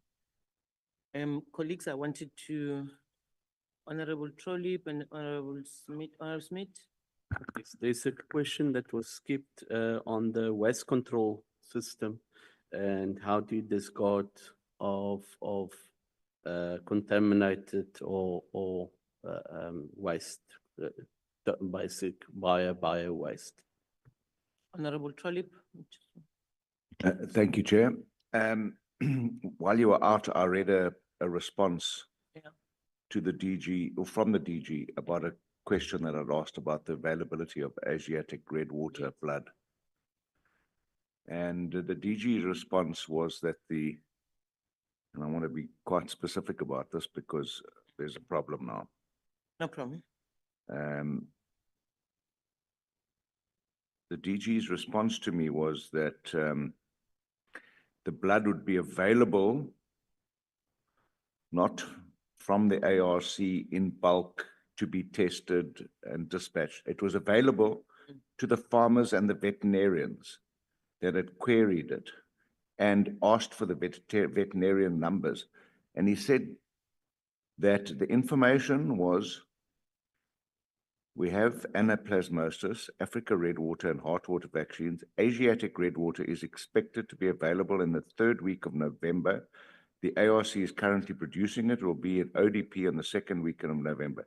This is from the program manager. Okay, so either the program manager was misinforming the DG, but the DG then said, I must send them the numbers of the veterinarians. They then contacted the veterinarian to say that the blood will be available at the end of November. Now we're told middle of December. Now he's told today, middle of January. So there's a disconnect here. And this organization is supposed to provide vaccines and blood. There's a disconnect. I understand it's got to be tested. But then the DG would have said to me, look, it's got to be tested and we'll tell the people. He gave me an undertaking and then put the veterinarians in touch. And the veterinarians, I can play you the voice recording. They said, wow, we've never been contacted directly by OBP to be told this stuff's going to be available. Now it's not available. So the director, whoever he is, must be held to account for this. Yeah, because they told the veterinarians that it's available. I wanted to check that, Honorable Trolley. Are we talking about a line manager or director from the department or from OBP who contacted the farmers? The DG said to me, this is from the program manager. Please send the numbers of the farmers and the veterinarians. Okay. So it's the department. Ntate Serach, ke kopa o check le DG, please, and provide us with the responses, because we can't have the DG giving information that is misleading, and it means the DG may have been misled. And the DG, once he is misled, he gave the misleading information to members. So please go back to the DG. We understand he's out of the country. The questions of Honorable Smith. Apologies, I missed that question at OBP. We have got a policy of cradle to grave when it comes to waste disposal. We do have a service provider who is credited, who handles our waste, different waste, biological or otherwise, who collects the waste as it accumulates and as agreed in our service level agreement. And upon destruction of the waste, they provide OBP with certificate of destruction at the correct and also validated and accredited waste disposal facility. Okay. Thank you very much, Chairperson and the board and the CEO and the CFO. We do appreciate the responses that you gave to members on the vaccines production, and because you know that you have a responsibility of producing these vaccines. It's always, you know, appreciated when we see that you're doing your job on that part. There's a part that I said I wanted us to close, which is around the GMP, and I think representing the views of the members here, we may need to pause on that. And I want to appreciate Chairperson for having tried to respond to the issues on the facility. However, just as I was asking questions and the members were asking questions, I realized that indeed, as Honorable Mtwedi also said, that we may be pushing you to give us figures that may not necessarily help. The question that I asked is it the current or is it the new? That cleared for me to say that we must stop there, and I would have stopped there if members did not want to continue. Because then it clarifies to me that we need to go back to the minister and talk to the minister as a shareholder to allow you to continue with the appointment of the principal agent, so that then you can continue. If there are issues outstanding that relate to the information that members want and on information that we want, previous information that you do not have in relation to all these questions that we have, the minister has a right to go into that and look for that information in the manner in which he can. But your responsibility is to make sure that we have vaccines. So we will go to the minister and talk to the minister about it so that you can continue. And we also, I think that we agree here that without having appointed the principal officer here, you will not be able to make proper, estimates. That's why earlier on when the CEO said you had spoken to a quantity surveyor at some point, and this was the estimate that you gave, I then realized we may have to stop there because it won't help us to continue. So that's why I wanted us to end with the GMP, because without speaking to the shareholder, you will not be able to get to where we want you to get to. So we do appreciate that. As for to the members, as for the issues that the observations that were made by Honorable Mteto, it would be very unfortunate if indeed some of us do have what you call inside information and the like, and I want to believe that it is not the truth. It is not like that, because that would be very unfortunate. The same way that we want the department and the entities to be honest to us, it's the same way that we have to be honest when we engage with the department and the entities. So I want to really appreciate the fact that you are here, members of the board members. And I think when I requested that you come here, I wanted you to have a feel of engaging with us as members of the portfolio committee, and so that you can get the kind of thinking that these members have of the work that you do, and also the frustration that sometimes we meet as we engage with the chairperson. It shouldn't be the chairperson and the CEO only who feel this and then come back and tell you, because you would not have understood how this, if you didn't come today, how these members have the views that they have about the OPP. So you have an understanding now, and we want to encourage you that when you go back, go and do your best. That you try and make sure that the responsibility that you are given in your hands of making sure that this facility, this entity, makes sure that it has an upgraded facility that would then produce vaccines that are going to be enough for the country's farmers. Some of the members who are sitting here are farmers, and so when they speak on the basis of the experiences that they have. I want to go back and conclude on you that that which I said in the beginning still stands. that we will support you, but also that whatever questions that we have, that we ask you, there is no clandestine reason for us of asking you these questions, except that we want to understand where you are, except to understand that you have to assist us to be able to assist you because we play for the same team. Thank you very much. DDG, Sarache, can you then take us through? You have your 15 minutes. Yes, Honorable Smith. I'm glad that you raised the matter of the Honorable Tetwa's comments. But I can show him because I assume it was on my questions that I've actually done some research. But from the response of the CEO, when the Honorable Tetwa mentioned that it seems like I'm asking the correct questions. Thank you.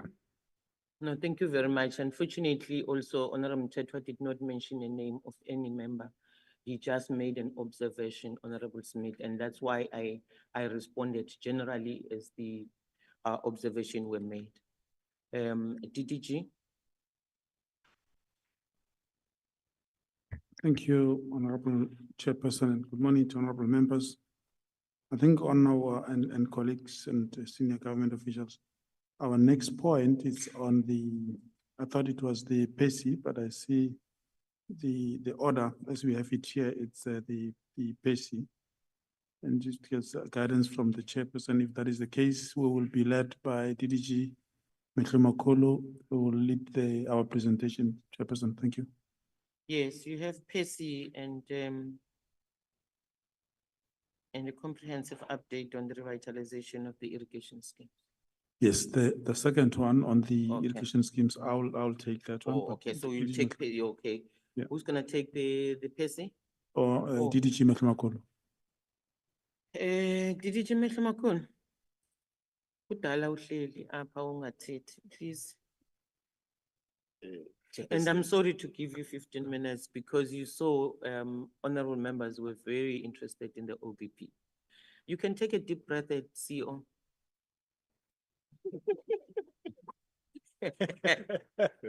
Yeah.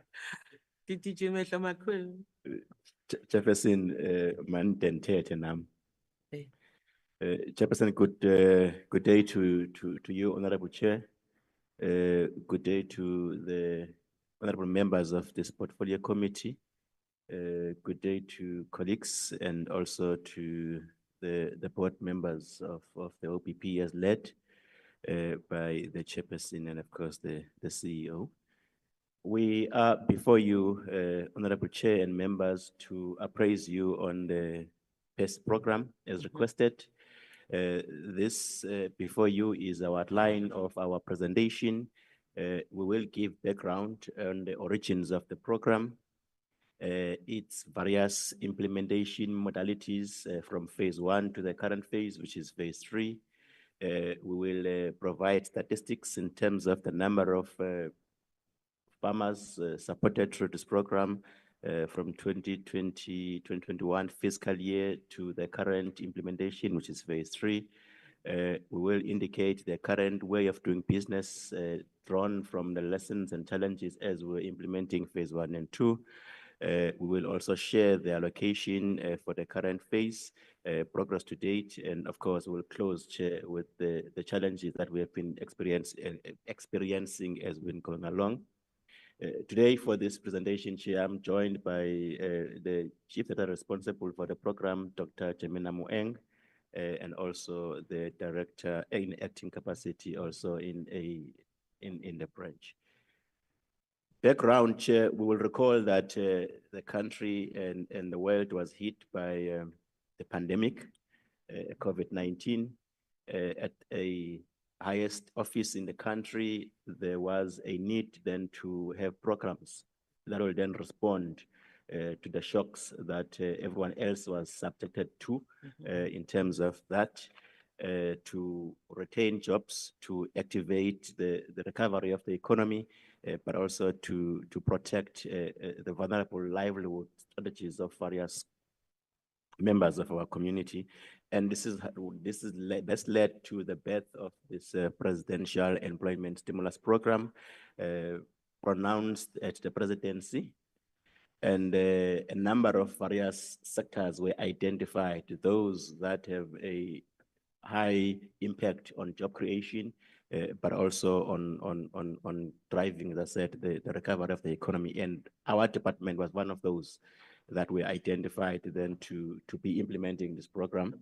We commenced in the fiscal year 2020-2021, and the program had broad economic objective of recovering the economy, but there were a couple of very specific objectives that this program was set to achieve, and those are listed in the slide. Go back, please. Those are listed in the slide, which is job creation, which is protecting the vulnerable sectors and retaining jobs in those sectors, direct support to livelihoods, and this is where this program is designed to assist. In terms of jobs, it is more of self-creating jobs and only creating few during off-peak in terms of seasonality of those commodities. And of course, fast-tracking the high impact of employment enablers. Next slide, please. So as a department, we then derive our own specific objectives as drawn from the wider ones, Chair, from the program itself. We wanted to support subsistence producers by providing them with input vouchers so that they can continue what they were doing in their various production activities, and also find a way to participate in a broader value chain. We were deliberate in designated groups that this program had to support. Those listed here in particular: women, youth, people living with disabilities, child health and households, farm dwellers and farm workers, and the mental health vets, with those various inputs. And our qualifying criteria was also very much biased towards those groupings. There are key various commodities that are identified and given a priority on this program. Among those is fruits and vegetables, grains, livestock and poultry. And you'll see as we go along that the majority of the funding then went through those. The support was provided through vouchers. I will elaborate that in the next slides. We created a support package based on the commodity and based on the size of operations, ranging from 1,000 rand to 14,900 maximum ceiling for these, because we wanted to really target the most vulnerable households. Next slide, please. So what we did in the first phase, 2020-2021, honorable members, anticipating the quantum of farmers we will have to support, and looking at the available resources within, we had to instantly design a paperless process of application. So what we did here was to generate what is famously known as USSD, which is your unstructured supplementary service data, where applicants would type on their phone a code, *147#, and then it will take them, it will prompt them into the application process where they will have to fill that on their phone. We worked on this with Vodacom. Now, we advertised, of course, a build-up to say on this date we will be opening for applications, and this is how we'll be opening for various radio, media, extension personnel going out to the farmers and making them aware of that open window for application. When it came at that time, we were targeting about 50,000 of the applications. When it came, as you would anticipate, we reached that number very, very quickly. But because it's on a cell phone, and anyone and everyone could just say, is this for real? Is it working? Let me test it. Which it meant anyone could apply, whether it's someone sitting in a center, not even involved in any farming, or someone just curious to see how would this will work. So post receiving those USSD applications into the system, we then had to run a physical verification of all these farmers, because we said, let us do a online verification. In-house we designed a app referred to as Survey 123, where we will do a self-verification, where you will be now having to geo-reference where you are, send pictures of your farming activities, so that we can have a sense that showed that there could be a manipulation of that. So we had to send an army to over 50,000 applicants on the ground, boots on the ground, to verify that all these applicants are indeed farmers. That was time consuming, as you would imagine, and also resource-wise very draining. But we had to do that to try and ensure that we can filter through and make sure that these applicants are indeed farmers. We also had to run government data sets to verify if these applicants are not deceased. So we had to go through the Home Affairs. We had to go through PESI system, through DPSA, again, to check if they don't have PESI numbers, that they are not part of us sitting here and blocking the farmers. So all that was then done to try and eliminate this process. We then, through the services of, at the first stage of the agro dealers, a mix of agro dealers, a mix of implementing agents and service providers were then brought in to that stage, then to ready them to then provide these inputs to the farmers. The design at that stage was to say the proximity of agro dealers to the deep rural areas are not there, and therefore someone who's got a 2,000 Rand voucher and having to spend 500, 700 to hire a buggy to go to town to load this input of only 2,000. And then at the end of the day, if you count, you've lost almost half of that because you had to hire transport.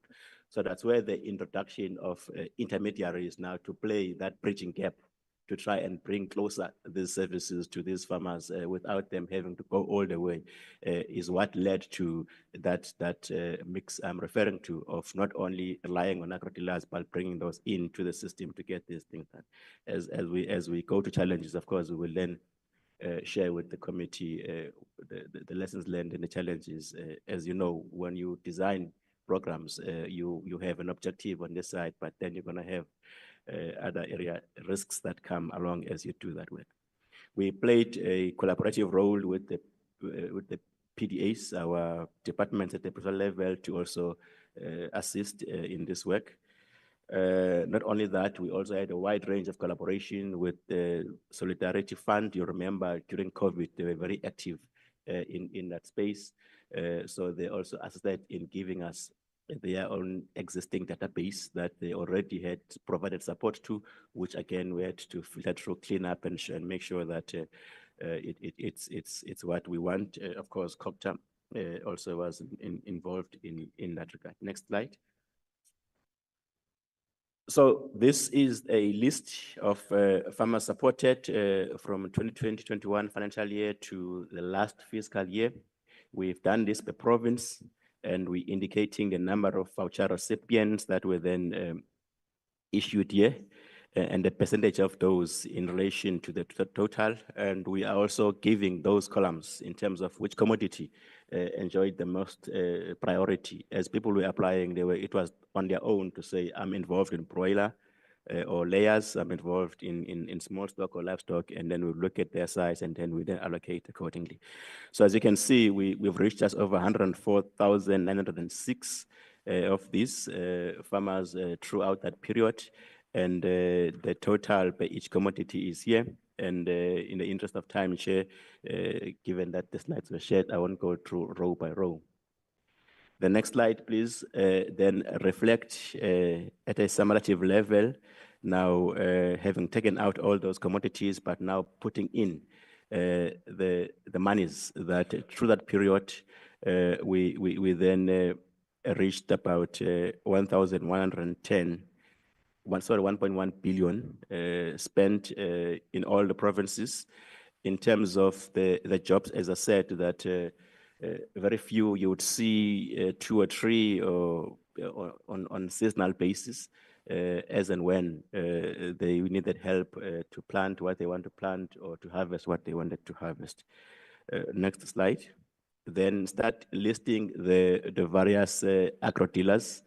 that we have been involved with in this process. We onboarded them, we brought them on board. We also, through the assistance of Vodacom, who were running the USSD for us, brought these on board. And the next two slides just give a list of these agro dealers that we work. It also gives you a provincial distribution in terms of how many there are in the province, but also the service points, because you can have VKB as an example, as a company operating in 4 provinces, in 12 districts, but then they had various multiple service points so that these can be closer to the people to minimize that distance, because key here was the distance that the travelers had to, the farmers had to travel to get to these areas. Next slide, we'll also continue with these agro dealers that we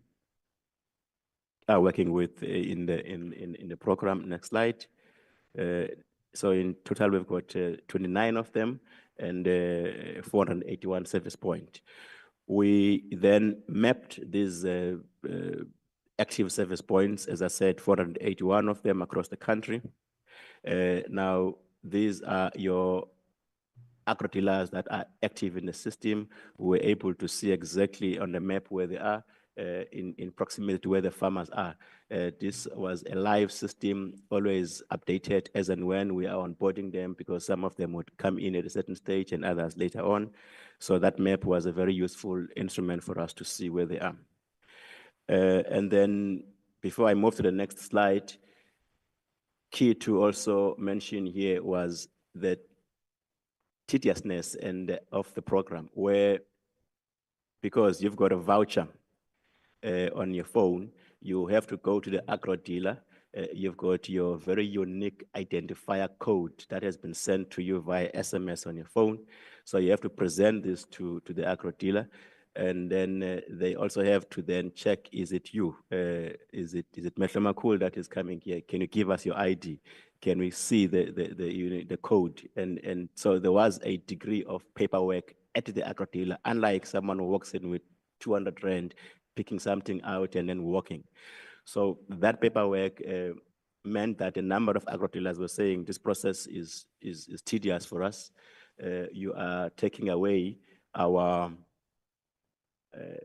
time as an agro dealer to process this, and in so doing, you then find situations where agro dealers will say, per day, we can only service X number of producers walking into our store because of the time it takes to conclude one. And this we had to do because of the challenges that we're experiencing of beneficiaries having been verified, but trading those vouchers on social media. I've got a 10,000 Rand voucher.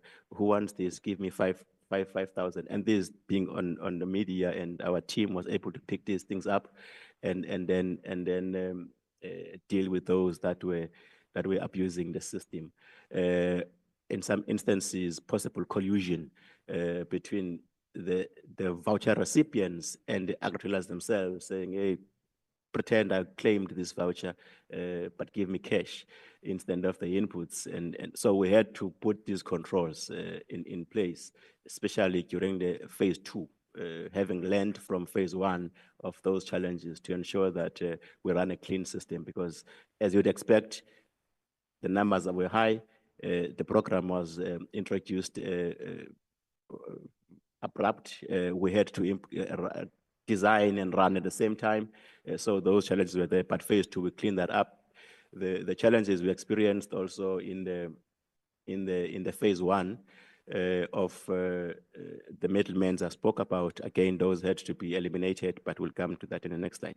As we proceed in the current implementation, Chair, we, again, guided by MINMEC, that at a national level, we really have to step out of getting our hands dirty in implementing projects. So the current phase is currently implemented through the PDAs.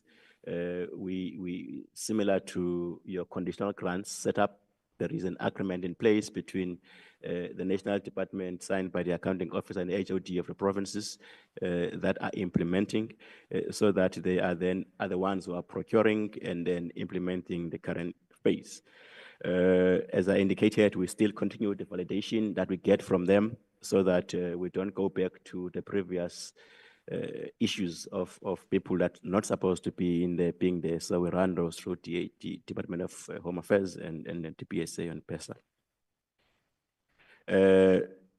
Members should be aware that we commissioned the first of its kind survey to understand the food and nutrition security in the country. And the survey of that report has now DDG? been used. I'm sorry, DDG, to disrupt you. I want you to be a bit faster. We have a sitting in the afternoon. These members would need some space in between. So if you can run through it and then we allow the next presentation and members can then be able to interact with yourselves. Noted, Chair. I will run through quickly. I thought I was managing my 15 minutes allocation.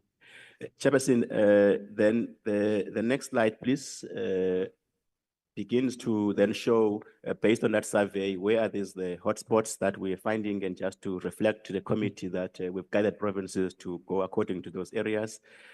Next slide is reflecting the current allocation for the program. Each province is listed here, and the number of households that will be supported is also reflected.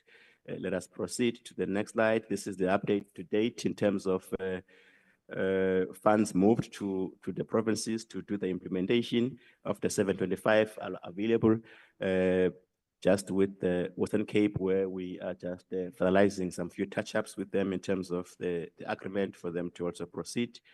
Next slide just begins to show the survey 1 to 3. I was referring to members, the in-house developed app that we are using to verify georeferencing, taking pictures on site to really feed the information through for us to have a live dashboard in terms of what's happening with the claims of these. Also key is that this, next slide, this app also works even if you're offline, so that you are still able to capture the information that you want to capture, given the connectivity challenges where we are servicing some of our producers. But when you are then back online, you then upload and then it feeds so that the officer on the ground is not constrained when there's no connectivity, and all the information captured on that survey is here.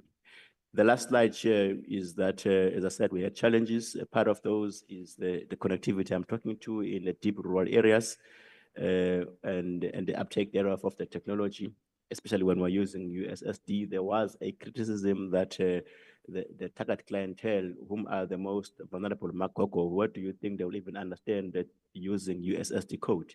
You're designing a program targeting a certain clientele, but you're coming with high tech. So we had to move a hybrid approach to address that challenge, to say we don't want to leave anyone behind. This program is designed for a certain group. So if they are not able to utilize this, then we have to find a way of getting them into the system through that hybrid approach of going there and helping them to apply the normal way. I spoke about the beneficiaries themselves not playing ball and trading the vouchers, and some of them even hawking them and not going to redeem them. For one reason or the other, you've got a number of vouchers issued in the system, but people are not going to these places to redeem those. So we had to then introduce the actual bulk buying and delivery of these so that we can clear the backlog. We had issues with reliability of the input suppliers. Ultimately, we had to remove those intermediaries with the markups that they were putting, because now the farmers were not getting the 100% value of the voucher. So we had to remove that and deal with pure bona fide agro dealers with no markup whatsoever. If your voucher is 10,000, you must walk out of that store with inputs worth 10,000 rand. And then stock availability, given the volume at the same time, became an issue, and even quantities. You find some of the packaging in these stores not really tailor-made to suit small-scale production, having to open a bag and then reduce and all of that, which is not ideal in farming. But also the allocation of budget, Chair, always coming in a bit late in this program, putting the team in a very unfavorable position to move the monies as they would have to do. But the current phase 3, just as I close, Chair, is not allocated by National Treasury as was the case in phase 1, phase 2. We were told we need to look inside and start making some cuts and fund the program within, which is what we then had to do in the current implementation. So this one is not funded as was the case in phase 1, phase 2. And as things stand, we don't even know if the next year we will get this allocation or we will be told again, cut the draft allocation letter that we have received already does not reflect the program. Chair, that is in summary. Now having to speed up my slides, I will then submit and take questions. Thank you very much. Thank you very much, DTG. I'm sorry to do that to you. Blame it to OBP, not me. On a lighter note, DTG Zaracha. Thank you, Honorable Chairperson. This will be quick. I summarized it so that it goes quicker than the. Bring closer your mic, DTG. Oh, that's okay. Thank you. Oh, it's not showing. Perfect. Oh, no, it was showing. I summarized the entire presentation so that I can only talk to about 8 slides, which will make it much easier. I'm mindful of the time that the committee has. The same presentation, the difference is just that this is the summarized version. Here are the facts regarding irrigation schemes. South Africa uses about 22 million hectares for agriculture. But what we can verify is that at the moment, we have studies shows about 96.3 million. It is because there's constant change of land use. Of the total hectares in South Africa, only 1.5 million hectares are irrigated. In other words, not dry land farming. So production has got to happen through irrigation. The focus today is on irrigation schemes. Only 200,000, minuscule, 200,000 hectares of the 22 million, or if you like, using this figure, of the 96 million, only 200,000 hectares thereabout accounts for the irrigation schemes. There's a rider. It is difficult to come up with a clear definition of what an irrigation scheme is. They range in size. So those that are bigger and unknown account for only 200,000 hectares. There's 250,000 hectares which are used for underground water. And other than that, the biggest challenge with irrigation schemes, honorable members, honorable chairperson, is the group dynamics, the ownership of the irrigation schemes. Most of them, if not all, are within the traditional areas, and farmers in the irrigation schemes, some have got what is called permission to occupy. So in other words, this will be a land under the traditional authority, and farmers can only have permission to occupy, and they lease from the traditional authority, they farm. There are challenges with that. The next matter, here I'm going to skip the other slide quickly to go to ones that require attention.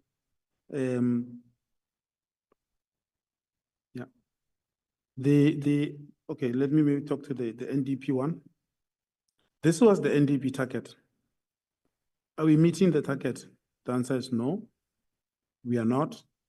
It is because 2 things. One, irrigation or water supply in the country is the competency of the Department of Water Affairs and Sanitation.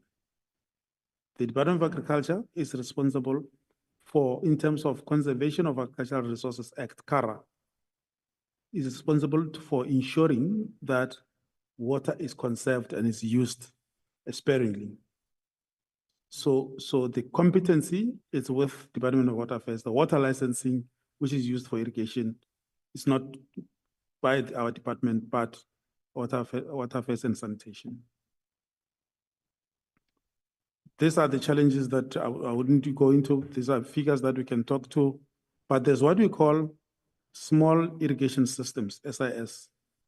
We do not have data yet. Again, it is because The authority is with Water Affairs and Sanitation, and we engaged them preparing for this appearance before this committee. Information is scanty, and we do commit to come back. We didn't want to cook it, and we didn't want to bring something that's not substantive. We are engaging Department of Water Affairs and Sanitation for them to give us two things. One, what is the definition that they use for irrigation schemes? And how do they differ? Most of them are operated under what they call Water Use Association. Some of them are operated under what we call the bigger ones, irrigation schemes, which are entities of the Department of Water and Sanitation. This I'll skip, and this I'll skip. I'm just going to go through the ones that I think very important ones. Okay, maybe I should. Okay. So in the main, here is the main issue that I perhaps should highlight. Maybe starting with this one. In the interest of time, Chairperson. This is the map of South Africa. South Africa is arid. In other words, it's a desert. In terms of the amount of average rainfall it receives. The darker area, red, means they receive rainfall, annual average rainfall of less than 450 millimeters. Any part of the world that receives less than 450 millimeters per annum average is arid, it's a desert. Look at South Africa as it is, you see the major part of the country, it's red, with they receive less than 435 millimeters. As you go the next one, which is the area around Eswatini, you see the color around Eswatini, you'll see it's there, it's receiving around 435 millimeters to around just there above, a little bit above the, maybe up to, for the figure we have here is about up to 830, I think it looks like the 830. That is an area suitable for irrigation. I mean, for rainfall. That's area that is suitable for dryland farming, which means you can rely on rainfall. Next slide. Here we are showing the mean annual rainfall. That's the other way around, just showing the areas. Again, if you look at the darker areas, that's where we receive a higher annual rainfall. But look, if you look at the entire country, the lighter, I'm colorblind, the lighter blue is basically dry. So we cannot produce based on rainfall. This is very important for members perhaps to note. The bulk of the water in the country is used, 60% is for agricultural purposes. Members will remember that I said South Africa, according to the annual rainfall that we receive, is classified as arid. Now, here is a ticking time bomb, honorable members, because if 60% of our water is used for irrigation, it means there's a problem with the climate change looming and with the changes that are happening. The urban and domestic takes the other bulk. The mining and others really are not significant players in the consumption of water in the country. This will inform information and engagements going forward. The blue colored, these are areas where irrigation is happening in the country. Members can look at the entire map of South Africa and look at how sparsely located areas that we can irrigate are in the country. This is the other way around, just giving you the mean and the rainfall distribution in the country. This I spoke of, and this I spoke, I just want to quickly go to the recommendations, Chairperson, if you allow. These are just the AMP, Agriculture and Agro-Processing Master Plan. Here we're saying the one pillar for AMP is resolving legislative ambiguities we do not have as far as water is concerned. Our role as the Department of Agriculture and that of Water Affairs and Sanitation is very clear. There's no ambiguity there. We know who needs to do what. It's unfortunate that farmers, if they've got challenges with water licenses, we can only try and facilitate or refer them to Department of Water and Sanitation. Enabling infrastructure, most irrigation schemes were designed or created over 8 years ago. Most of them uses canals which are dilapidated, and most of them use underground asbestos pipe, which easily burst out and they need repairs. So that is the biggest challenge that we have with the irrigation schemes. One of the other challenges is that it is not the National Department of Agriculture's competency. It is water is the competence of Water Affairs and Sanitation. Provincial departments do assist, but there is a need to repurpose or to create new dialogue or discourse with regard to what needs to happen and who needs to manage irrigation schemes if we were to use them for food production.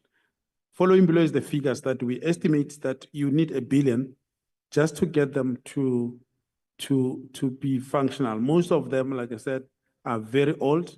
The water is through the canal into asbestos pipes in most cases. The canals themselves have dilapidated and leading to a lot of loss of water. And the challenge, finally, as I conclude, Chairperson, is that it is not a competency of the department. This is what CASP, some provinces, KZN, Limpopo, and Northwest, have allocated some CASP funding towards the irrigation schemes. Other provinces have not. It is also, again, the challenge because it's not the mandate of the department for the allocation of, as far as water or irrigation is concerned. So there has to be engagements between Water Affairs and Sanitation and Department of Agriculture. So basically, what we are saying as a recommendation to this House is for a dialogue to be created or for facilitated by this August committee for a joint discussion to happen if we are to manage the irrigation schemes as we have them in the country. We submit, Chairperson. Thank you. Thank you very much, DTG, for appreciation. Honorable members, it's your opportunity now, and looking at the time, please ask questions such that we have enough time for the department to respond to the questions. I'll start with Honorable Montwedi, Honorable Okamp, Honorable Trollip, Honorable Mtetwa, Honorable Lucas.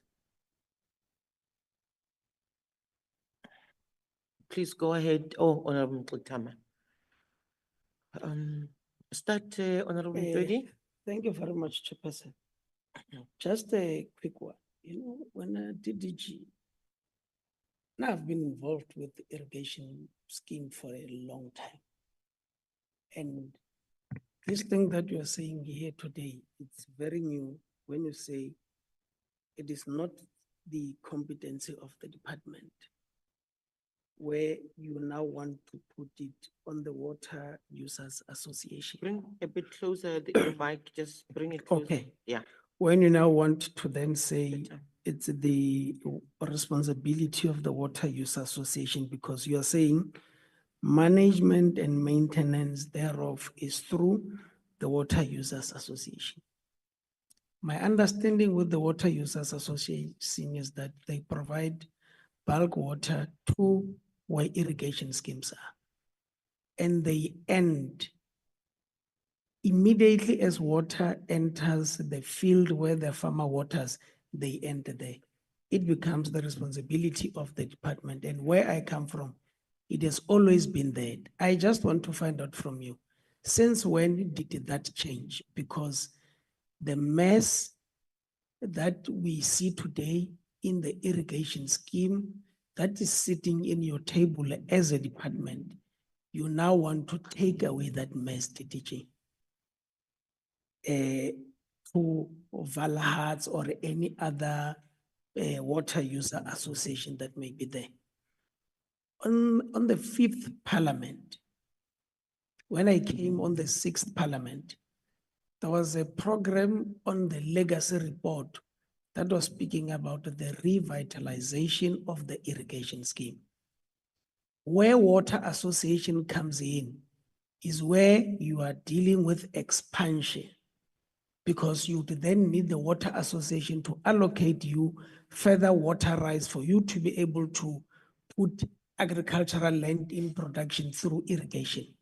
Now, when you are bringing it in your space, why are you not taking this responsibility? Because this canal that we're speaking about, this asbestos pipe that we're speaking about, these are old infrastructure that over time you failed as a department.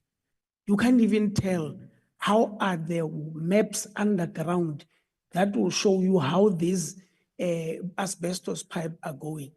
Today, where I come from, 300 hectares under pivot irrigation in Pudumo. It's not operational for the past 7 years because of this mess that today you want to take and put on the side of the department. Now, on your slide 15, I want to know which irrigation schemes will be revitalized. And slide 16, you're speaking about schemes that were supported through the CASP. Which are those schemes? And why did you, in the first place, if that was not your competence, why do you have to invite the Auditor General to something? Why do you have to carry a responsibility that is not yours? Because through CASP, you have been intervening in some of these irrigation schemes.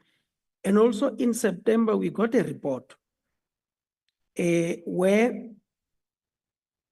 part of the work that you do under irrigation scheme was reported under the agri-parks in September. And maybe just for interest's sake, because it was reported like that, I just want to find out how much was actually then directed to the irrigation scheme. And I'm worried, Chair, in conclusion, that are we seeing the split of the department already as it is now when you are presenting here? And I'm saying this because your presentation today is not speaking the same as the presentation in September. I just alluded on those issues where they reported around those irrigation schemes. So let me not take a lot and allow other members to come in. Thank you, Chair. Thank you very much, Honorable Oakham. Thank you, Chairperson, and thank you for the presentation.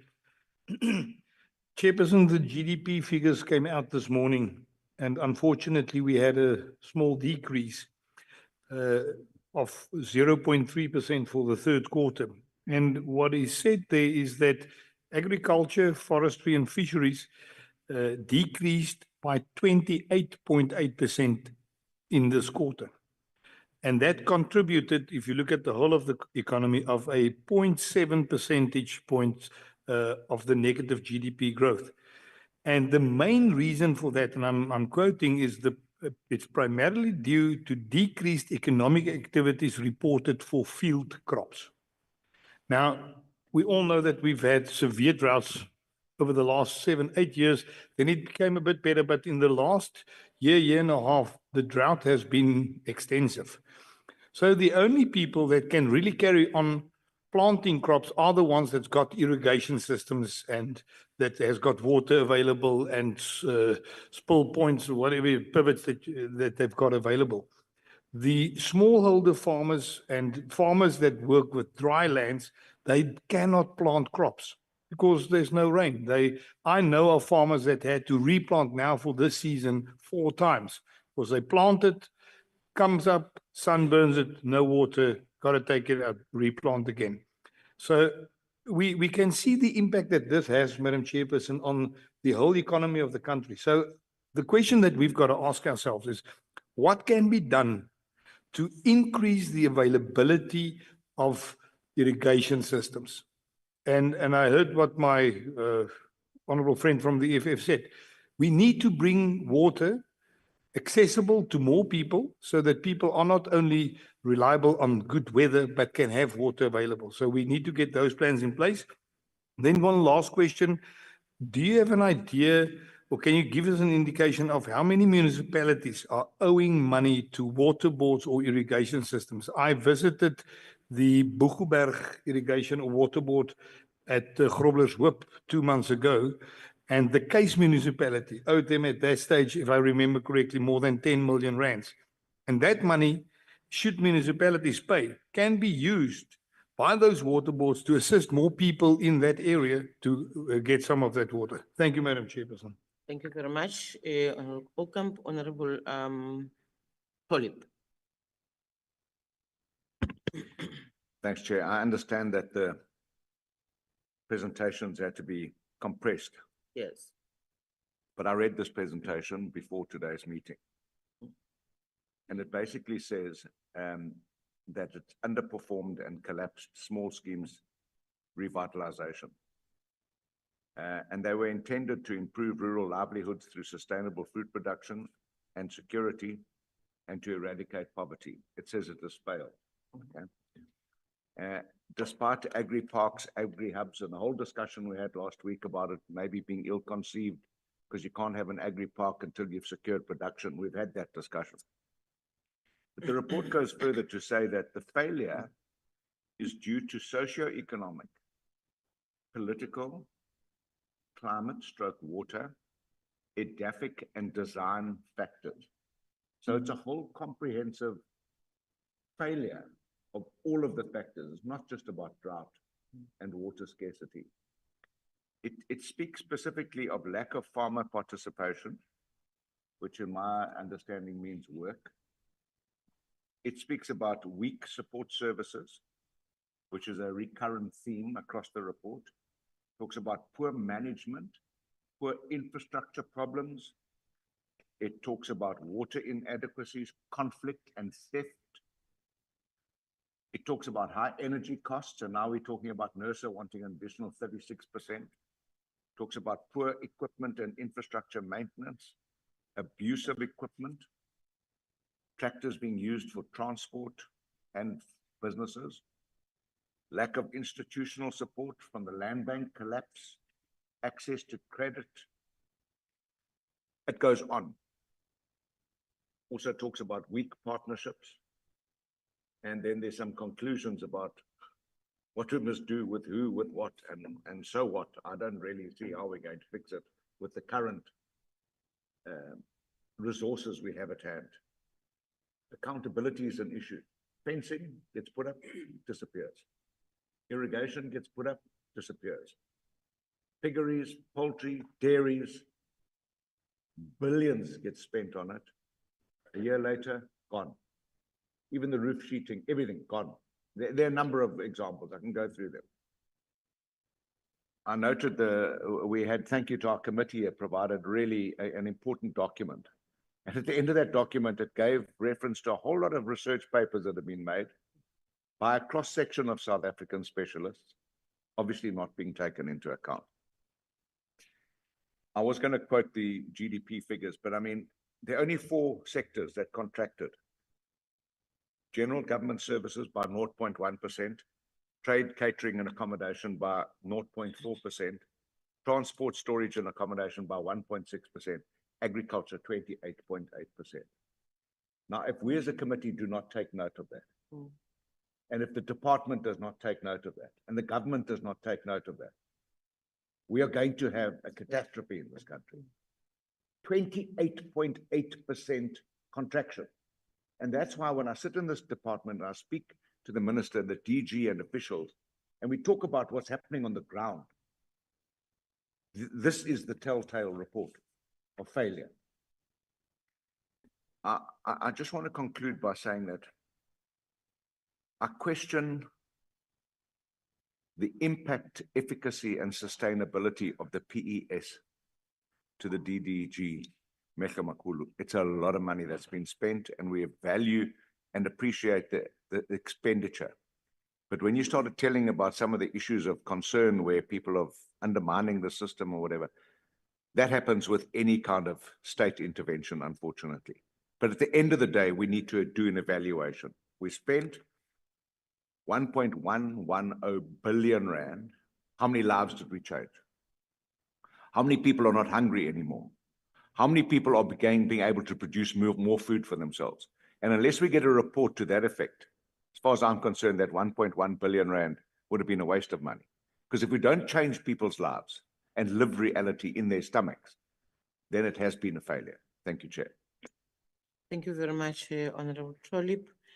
That's Honorable Mtetwa, am I right? Yes. Yes. Thanks, Chair. I will also go through and I will read so that I'll be impactful on what I wrote. I wrote the following. Anything that collapses in South Africa economically, even if you are specific in the area of agriculture, it exposes the fault lines, and fault lines being the following. There's a book called South Africa Incorporated, Oppenheimer Empire, published in 1988. It has said for 35 years, Oppenheimer controls the South African economy from 1988. And then it lists the areas and the sectors where he controls. It includes the agricultural space. So that is the problem, concentration of economy to one person. Two, corporatization of the state.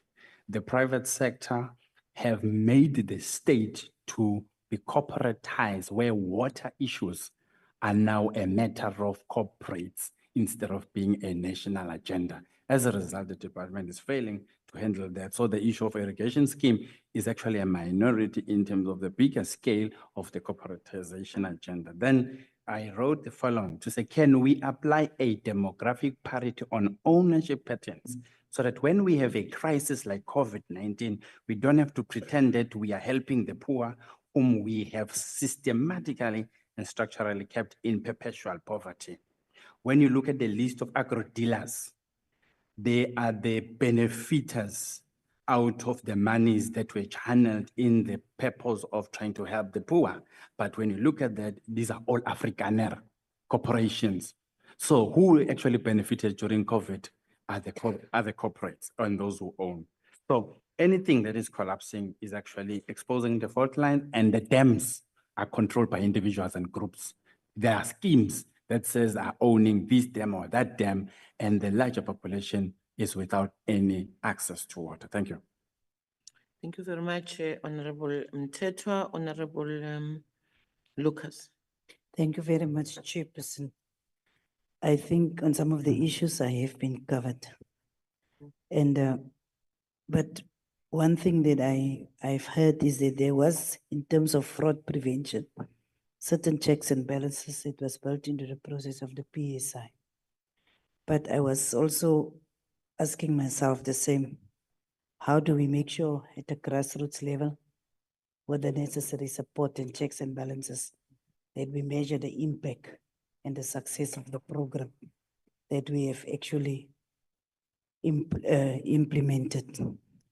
Because it become very concerning if you see the low figure of job creation, and also in terms of that specific issue, because this is a kind of a remedy to address the issue of youth unemployment, but it's not necessarily yielding the necessary results if you look into it. But it also brings into play the same issue that we have been seeing, the Department of Agriculture through its extension services have not necessarily made sure that there is a necessary professional assistance to this emerging, particularly emerging and young farmers that is there.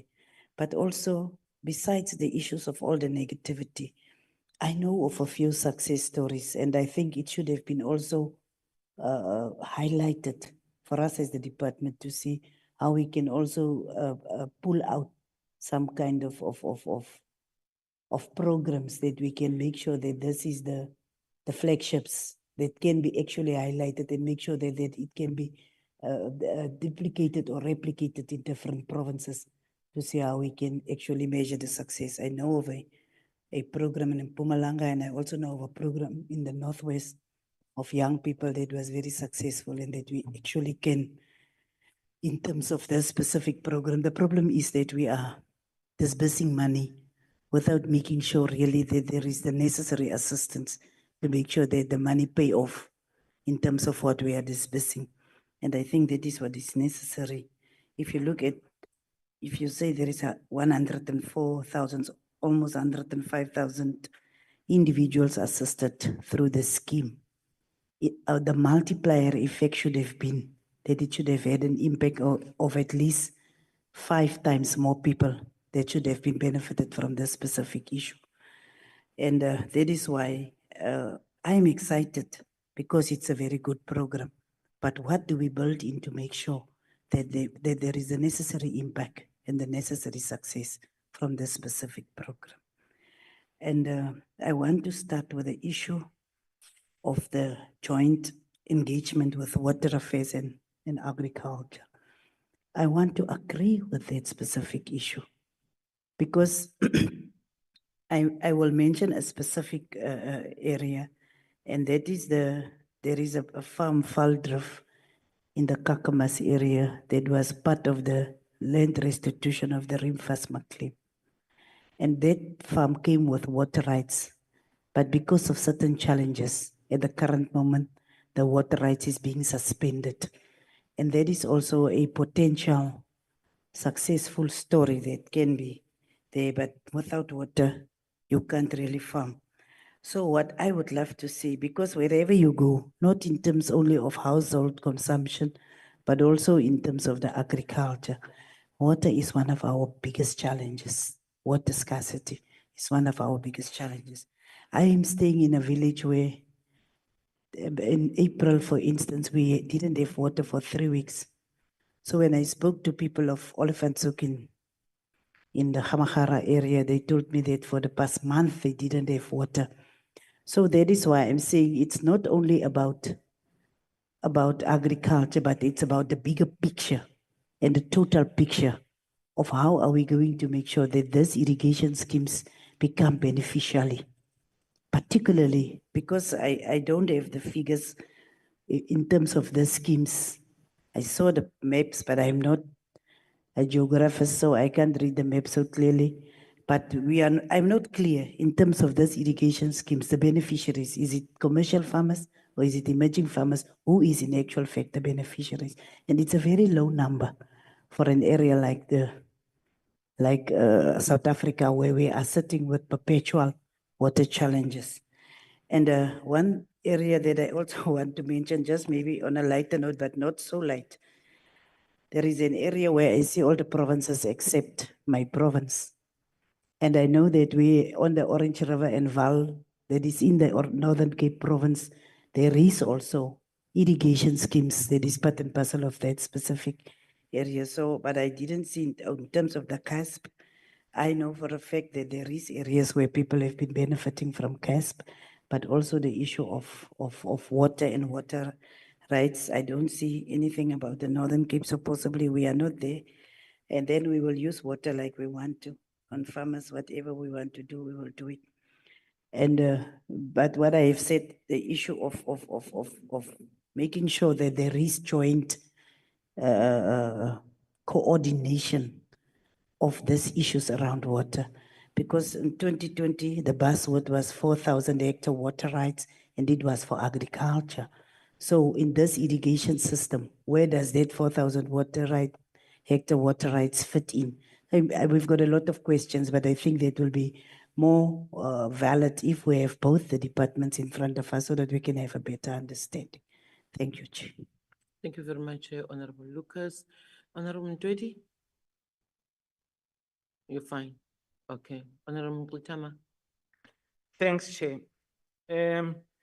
Just let's start with the irrigation schemes. Chair, I heard that there was a report. I hope it is comprehensive enough to give us the picture of what the crisis is like. And then we need to find a solution to this problem. We need to know what is the problem, how do we resolve it, what quantum of resources are necessary to resolve this, because irrigation is critical for agricultural development, more so for small-scale farmers. And I do think that it's a matter of policy to bring about justice on the redistribution of this resource. Right now, it is unfairly being accessed by big-scale white agriculture. Small-scale agricultural, black agriculturals don't get access to the same level. So 60% I see goes to large-scale white agriculture. That is consuming unjustifiably a big natural resource which should be distributed more equitably amongst our people. So it's a policy matter, but I do think that we need to get a much better picture of what is the nature of this crisis and get clear recommendations around how do we resolve it. And I do think it is going to be a matter of resources, money. And it will mean that we must agitate for more allocation to resolve this issue. But we're not going to reach those developmental plans of rural development, agricultural development, modernization without answering this water issue. Then, Deputy Director, and I just need to get the sense. We spent 1 billion rand on the Presidential Employment Initiative to create about 100,000 jobs. Is that clear? If that is the case, can you give me a breakdown on average? How much are we spending per person if we were to use that as the resource which have been allocated to employment creation? Because it seems to me that we're creating very expensive jobs if that is the case. Thank you. Thank you very much, Honorable Mputama. Just before you respond, DDGs, indeed, the water boards are the entities of the Department of Water. And as a result, we may not know from yourselves as to how much is owed by municipalities to water boards until we do what Honorable Lucas has requested, that probably we meet with them. We have a meeting with the department or the portfolio committee on water. The issue around PESI, it would be very appreciated, DDG Mehlomakulu, if you were to show that indeed in the vouchers that you were talking about, that the observation made that most of the agro dealers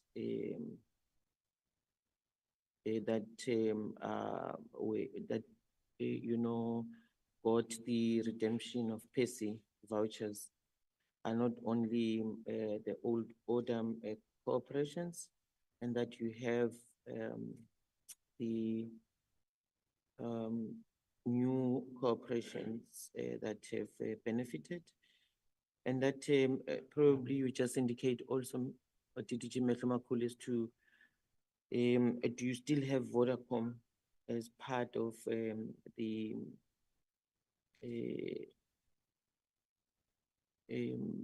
partner in the implementation of the PESI? And the last one, just to provide a specific information regarding which provinces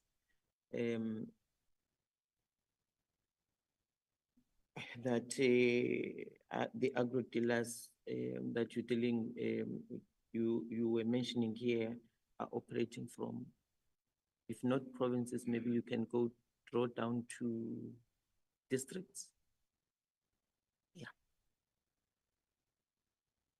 I'll go back to you to respond. It's already just after 1 now, so please be mindful of the time.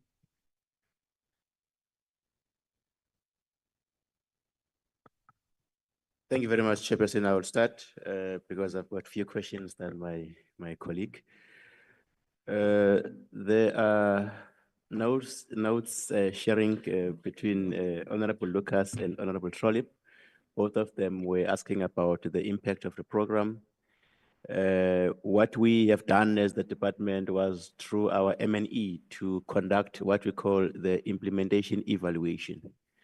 You'll note that this is pretty much new program, and while you are still implementing, you do the implementation evaluation to draw lessons from what is going right, what is going wrong, so that you are able to improve the controls and how you implement the program. And that's exactly what we have done, drawing from the outcome of those evaluation reports to enhance the implementation of the program. We are now about to commission the impact evaluation now to see, since it's now almost 3 years that we've been implementing the program, then what is the impact? Currently, there are a mixed bag in terms of various visits and M&E we conduct. The previous administration went to Mpumalanga and they were surprised positively on the impact of what this program has done and how it activated sustainable livelihoods for those that participated. Of course, you will have a different results in certain areas. So that's where we are at the moment. The question on perhaps Honorable Mtetwa was referring to, it was a comment, I think, Chair, it also comes to one of your inputs you've made. It was more basically on the concentration of the input suppliers in the country, and something that has been flagged by the Competition Commission's report, that this sector is highly concentrated, and it shows on the agro dealers that you have there. When we introduced, Chair, the intermediaries to bring closer to the farmers, they were still sourcing from these big agro dealers, but at least those ones were, I would say, in a lack of better words, new entries to the supply chain, not necessarily manufacturers. I'm sorry I'm using the word intermediaries, because they were buying from the agro dealers and then bringing those close to the farmers. So that's when they were in that space, and that's where we had a lot of challenges. And then unfortunately we had to go back to the agro dealers. Chair, you are also asking whether Vodacom is still involved. No. Phase 3 does not have Vodacom involvement because now we've moved away from the voucher system where we are actually doing the old way of delivering inputs to the farmers. The question of jobs, Honorable Mkutama, this program was designed to protect the livelihoods more than to create jobs. This is a program that says Umakulu in certain village used to have a cabbage to produce, and now there is no source to source inputs, money to source inputs, and therefore will then be providing the input for Umakulu to then be able to continue what Umakulu is doing. But as and when there's harvesting or planting, there's an additional 1 or 2 day required extra job, then that's where now those jobs you see, they will come in.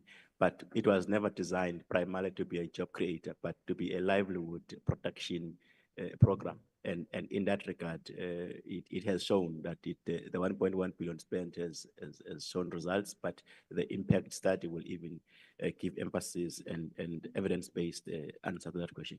Chair, I would pause there in the interest of time and hand over to DG Seraga. Thank you. Thank you very much. DG Seraga.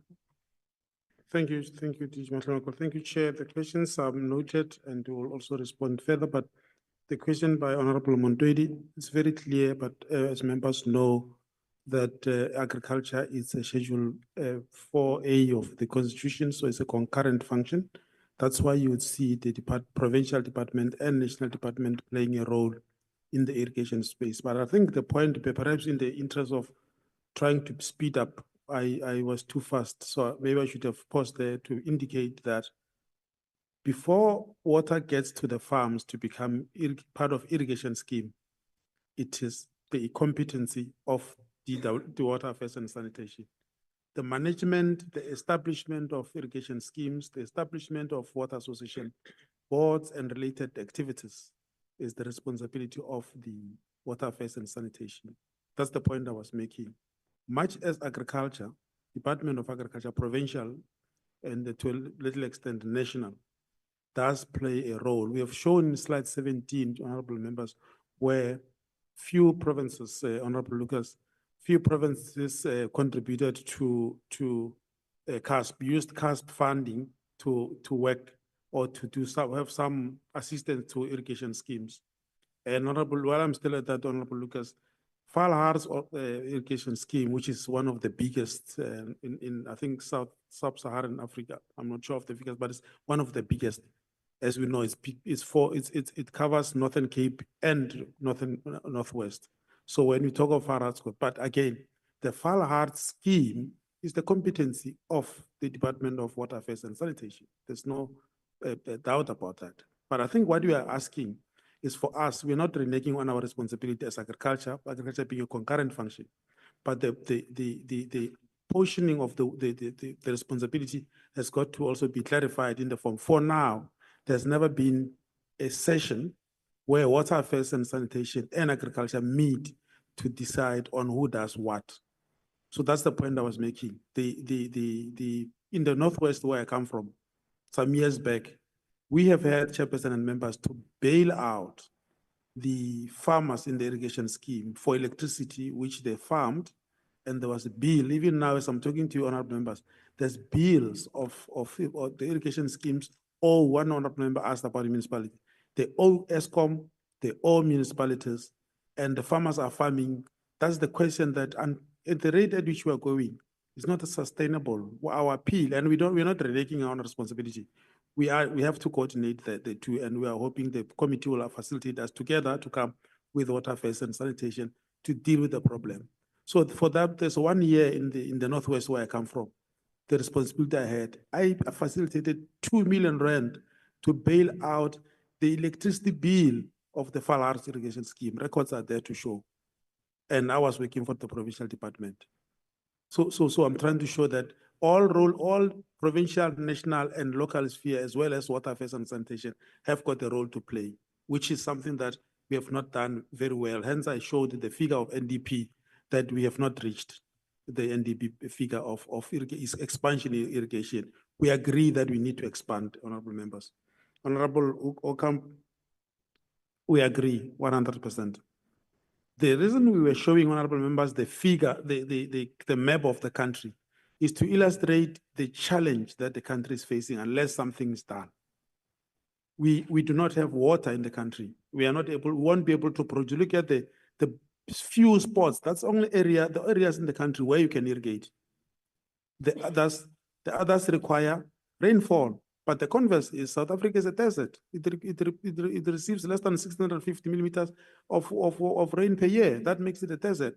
It means a strategic decision has got to be made to ensure that we free some of the water, to ensure that we expand on irrigation to reach the target, the NDP target. So we are presenting here the background to the problem so that honorable members can assist us to make sure that those spots are worrying. If you look at the country, this is South Africa, the spots, that's the only areas where you can irrigate. The other areas require rainfall, but we don't receive enough rainfall as a country. We are a desert. So something has got to be done. And we illustrated in the beginning, honorable members, deliberately to show honorable members that we have, this is the point I thought honorable members, we needed to, I know I'll be quick. Just we illustrated that we need, these are the numbers. Only 200,000 hectares is under the irrigation, about irrigation schemes. This means there's something can be done there. There's water, but there's fewer hectarage gets farmed under irrigation. And the honorable member asked about the small irrigation schemes. There, 500,000 hectares. So you have 1 million hectares available, which is allocated, and we don't allocate it to presumably the large commercial farmers. We don't know. That is the figure that we can get from water affairs and sanitation. Other than that, Chairperson, in the interest of time, we would appeal and we'll try from our side as at the technical level to engage our counterparts at water affairs and sanitation to try and start build up, even while we're still waiting for the committee to call us, the conveners. At our own, we need to find each other with them so that there's, and when we look at the licensing, who has the license? Some farmers have got licenses and which they're no longer farming, but they still have the licenses. Some farms have been sold without the water licenses. That's the area that creates a problem because you have a farm, there are figures of farmers, we have the farm, but without water rights. Now, those are the areas that would require government to intervene because now this is a farm, you can't farm, somebody has the water license somewhere else, and the farm is without water. Those are the anomalies that, if they are corrected, we'll be able to deal with the problem. I know I've tried to paraphrase in the interest of time, Chairperson, but these are the figures that show the problem. So our intention here was not to hide anything, was to uplift the information for the committee to know that we are not happy with the situation, but we're laying it bare so that we can rely on the guidance and assistance of the committee to convene us to ensure that we correct the situation. we have failed to meet the NDP target. Thank you, Chairperson.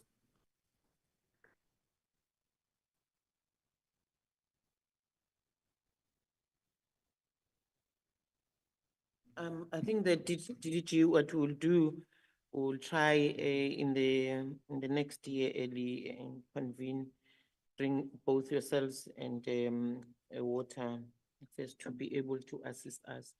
But I'm just worried about what you said at the end as to when the farm is sold and it's transferred to, for an example, Honorable Smith, and the water rights are left with the chairperson. Who is supposed to be intervening there, because both the rights were supposed to go where the farm is going. But I think those are the things that we are going to be able to discuss when we convene in the new year. I have noted that this is the last meeting that we have, and that honorable members were supposed to handle minutes. We have 3 sets of minutes, but I'm looking at the time and I want to be considerate to yourselves. So I want to request that you allow me and the secretariat to try and apply for a virtual meeting that is going to deal with the minutes between tomorrow and Thursday in between. I don't think it would take that long, not tomorrow. Maybe we can do it on a Thursday, it's fine, but we'll try and apply for Thursday, and then we have that virtual meeting to deal with the minutes, if you allow me to do that. No, thank you very much. This is the last meeting, honorable members, with the department and the entity, and I want to wish you the department on behalf of these members, I want to wish you well, and I want to thank you for having, every time we invited you, you managed to come. And thank you very much, OBP, especially the entire board, for having come today so that we can meet you and see the faces behind the Onderstepoort Biological Products, and we appreciate that. We wish you well for the holidays until we meet in the new year when we actually receive the new freeze dryer. Am I right, Honorable Mtwedi? Yeah, so we'll have a very big party there and celebrate that we have a big freeze dryer. And on that note, honorable members, just the DTG, Sarahi, you spoke about a report, the report that you have, I don't know whether we have, that has these, numbers that we were talking to. If we do not have, I'll check with the secretary. If we do not have, we'll request you to send us so that by the time we meet with you and the Department of Water, at least we have an idea of what you're talking about. On that note, honorable members and colleagues, have a lovely afternoon, travel safe, and wish you well for the holidays. Thank you very much. Honorable members, we meet in the house.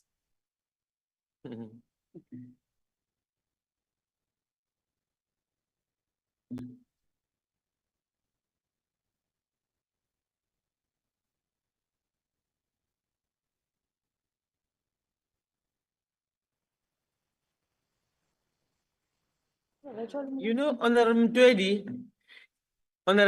and Honorable Okamp, I forgot to indicate, honorable members, that to welcome Honorable Mtwedi officially as a full member of the committee. He's no longer the alternate member. He's now a full member of this committee. So welcome to the committee. We do appreciate it. And Honorable Okamp, you don't have to protect the minister. I'm here, I'll protect the minister. Okay. I see you.